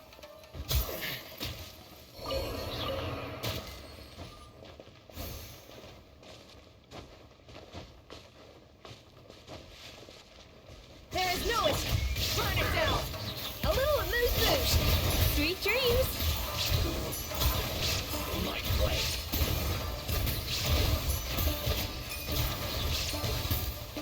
Yanchan, Tinchan, let's go! Shine down! Finally, Rise with the sun! to the fairy. A dash of frosting!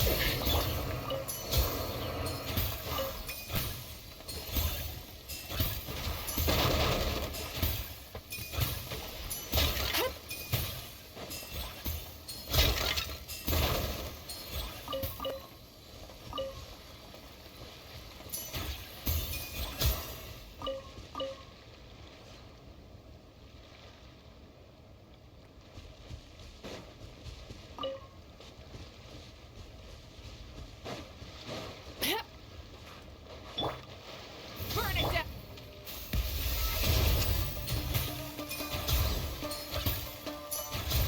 Finally, No.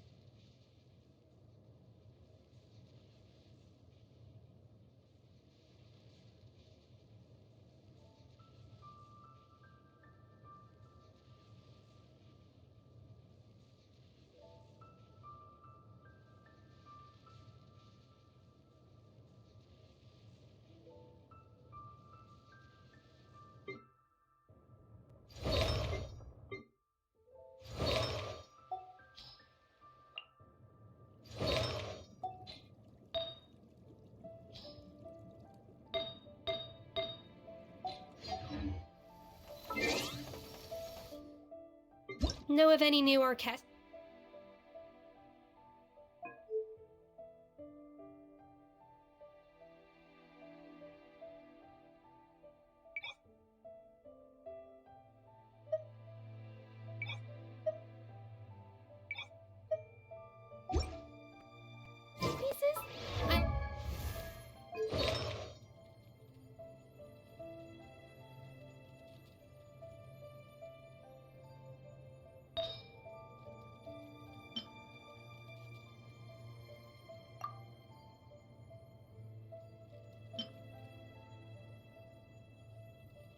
To swap out the background music in the kitchen.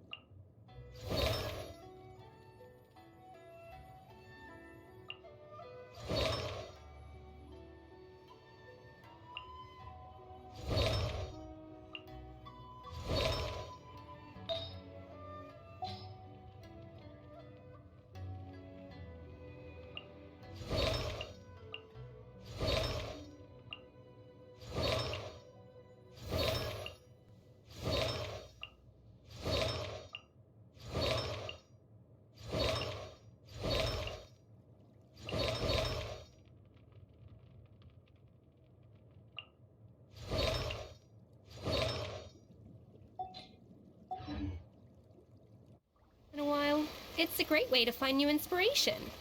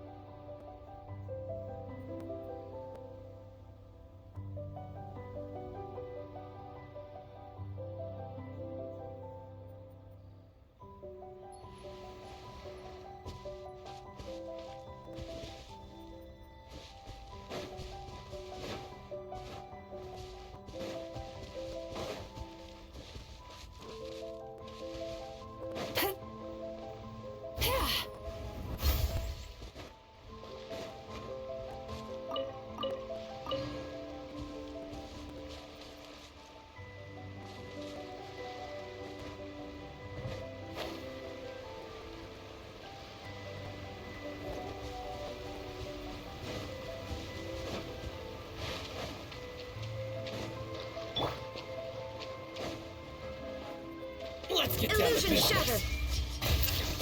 Say no more. Time to relax.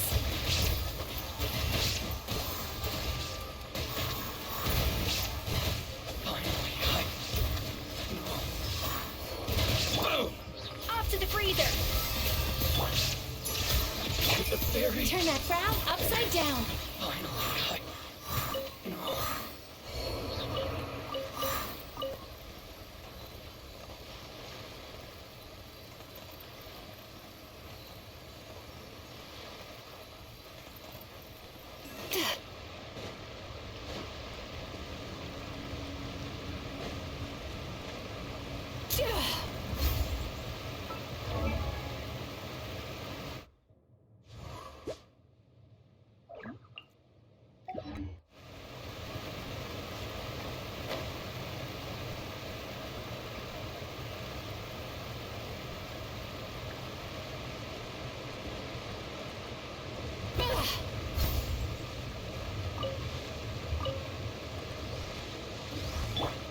Shine down. Light it up. A little elusive. Sweet dreams.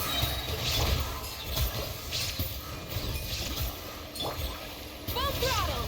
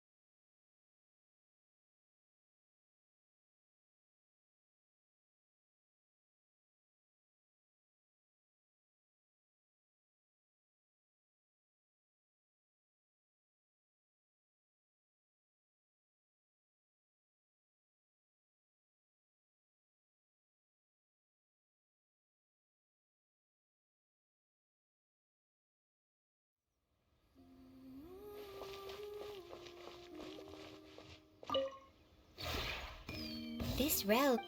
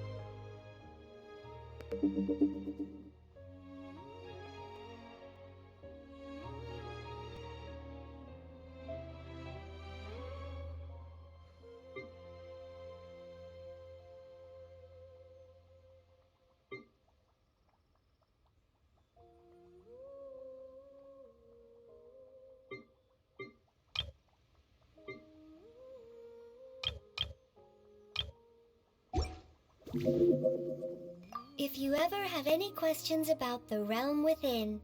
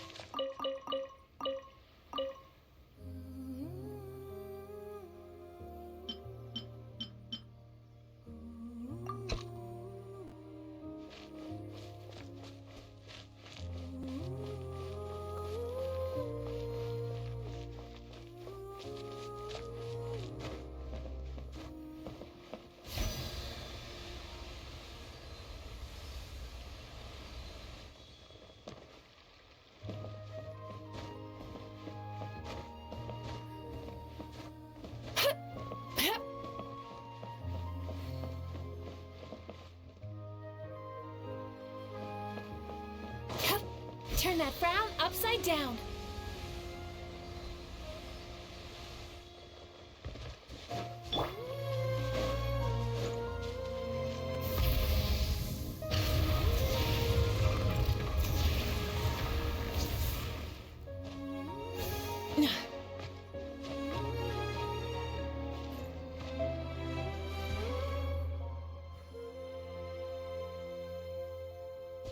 Full throttle!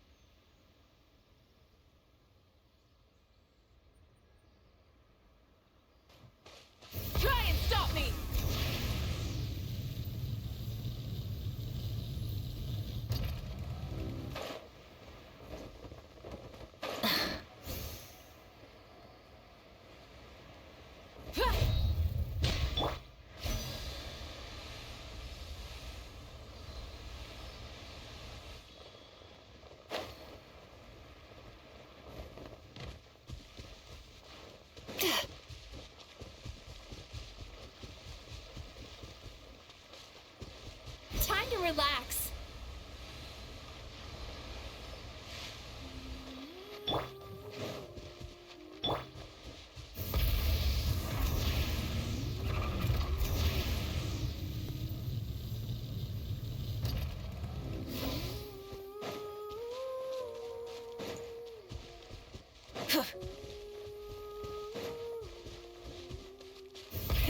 Rev the engines!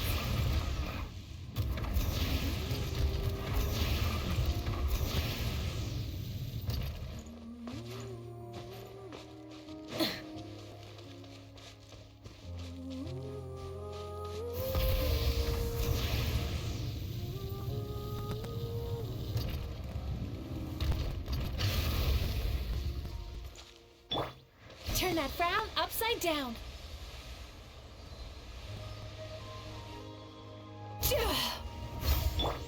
Try and stop me!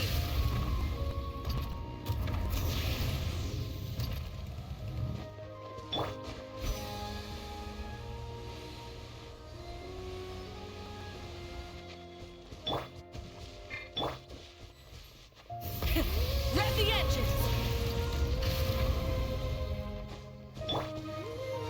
Time to relax.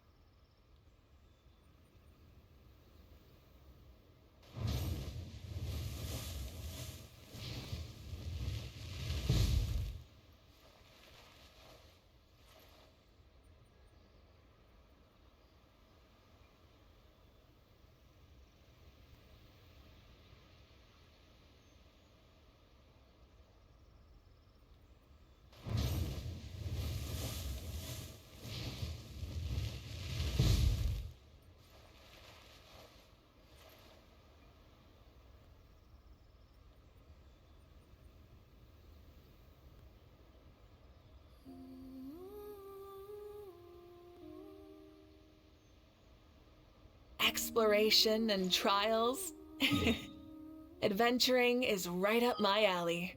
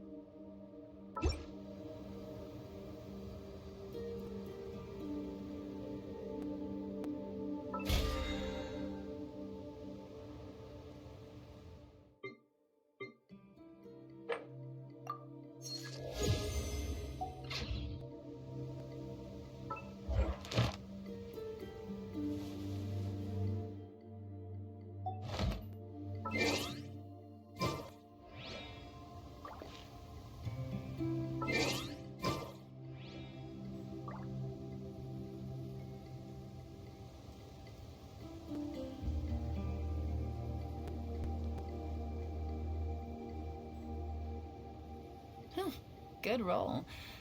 Alright, maybe I'll take one more day off and knock out the rest of the work once I'm feeling up to it.